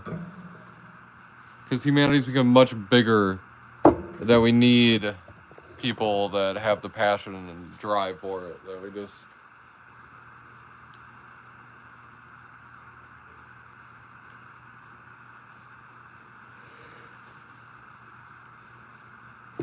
Let's say, like, right now your neighbor needed to take medication.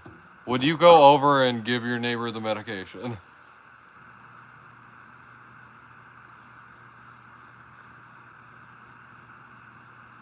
Because 1,000 years, like 5,000 years ago, that's what people would have done.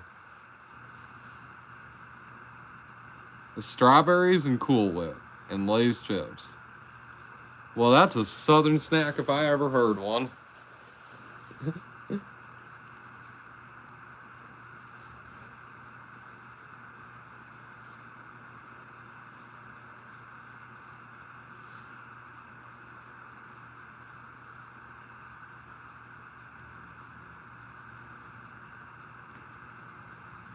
Yeah, I know you would. I'm just trying to give a good... But yeah, I'm glad for people like Maven that do this stuff.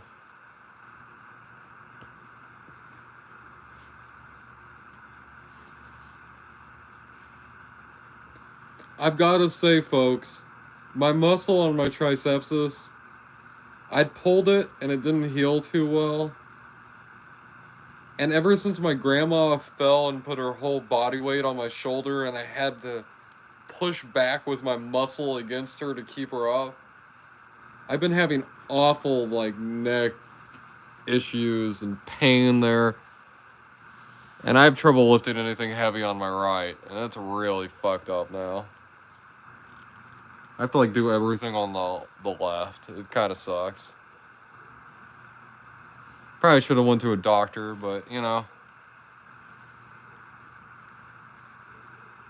Well, I did go to a doctor, but I don't know.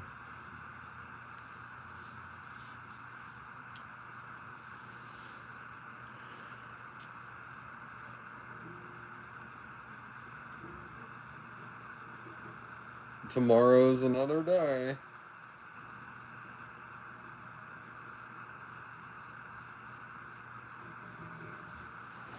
My parents are getting back tomorrow, so it's gonna be all stressful and stuff.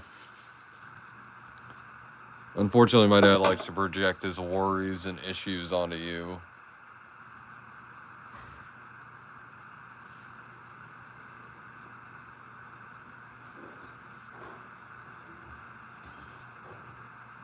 Oop, the neighbors are out, folks.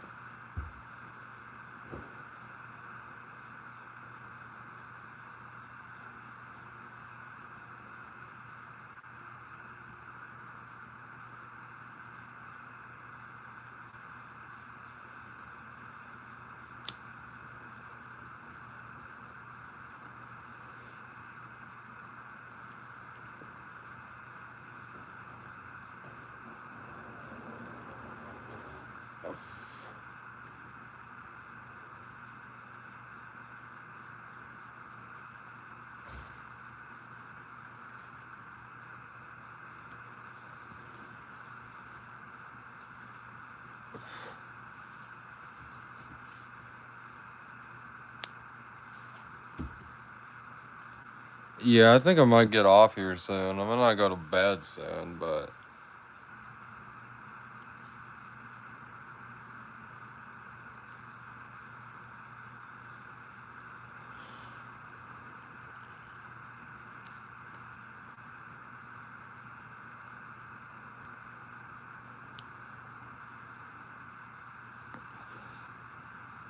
I don't know. After I go live for a while, I kind of like to just chill out and enjoy myself. Not that it's not fun hanging out with you guys. I like my time by myself and with nobody around and everything. Y'all are great though.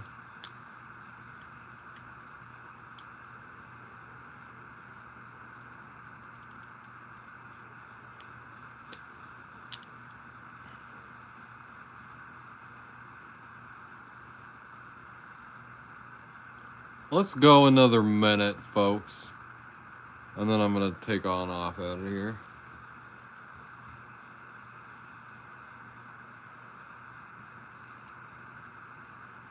Yeah, you need to like decompress and just.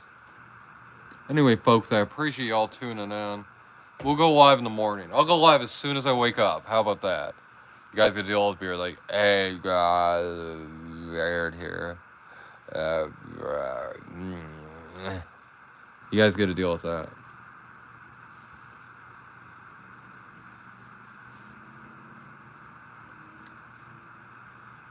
Anyway, I appreciate y'all.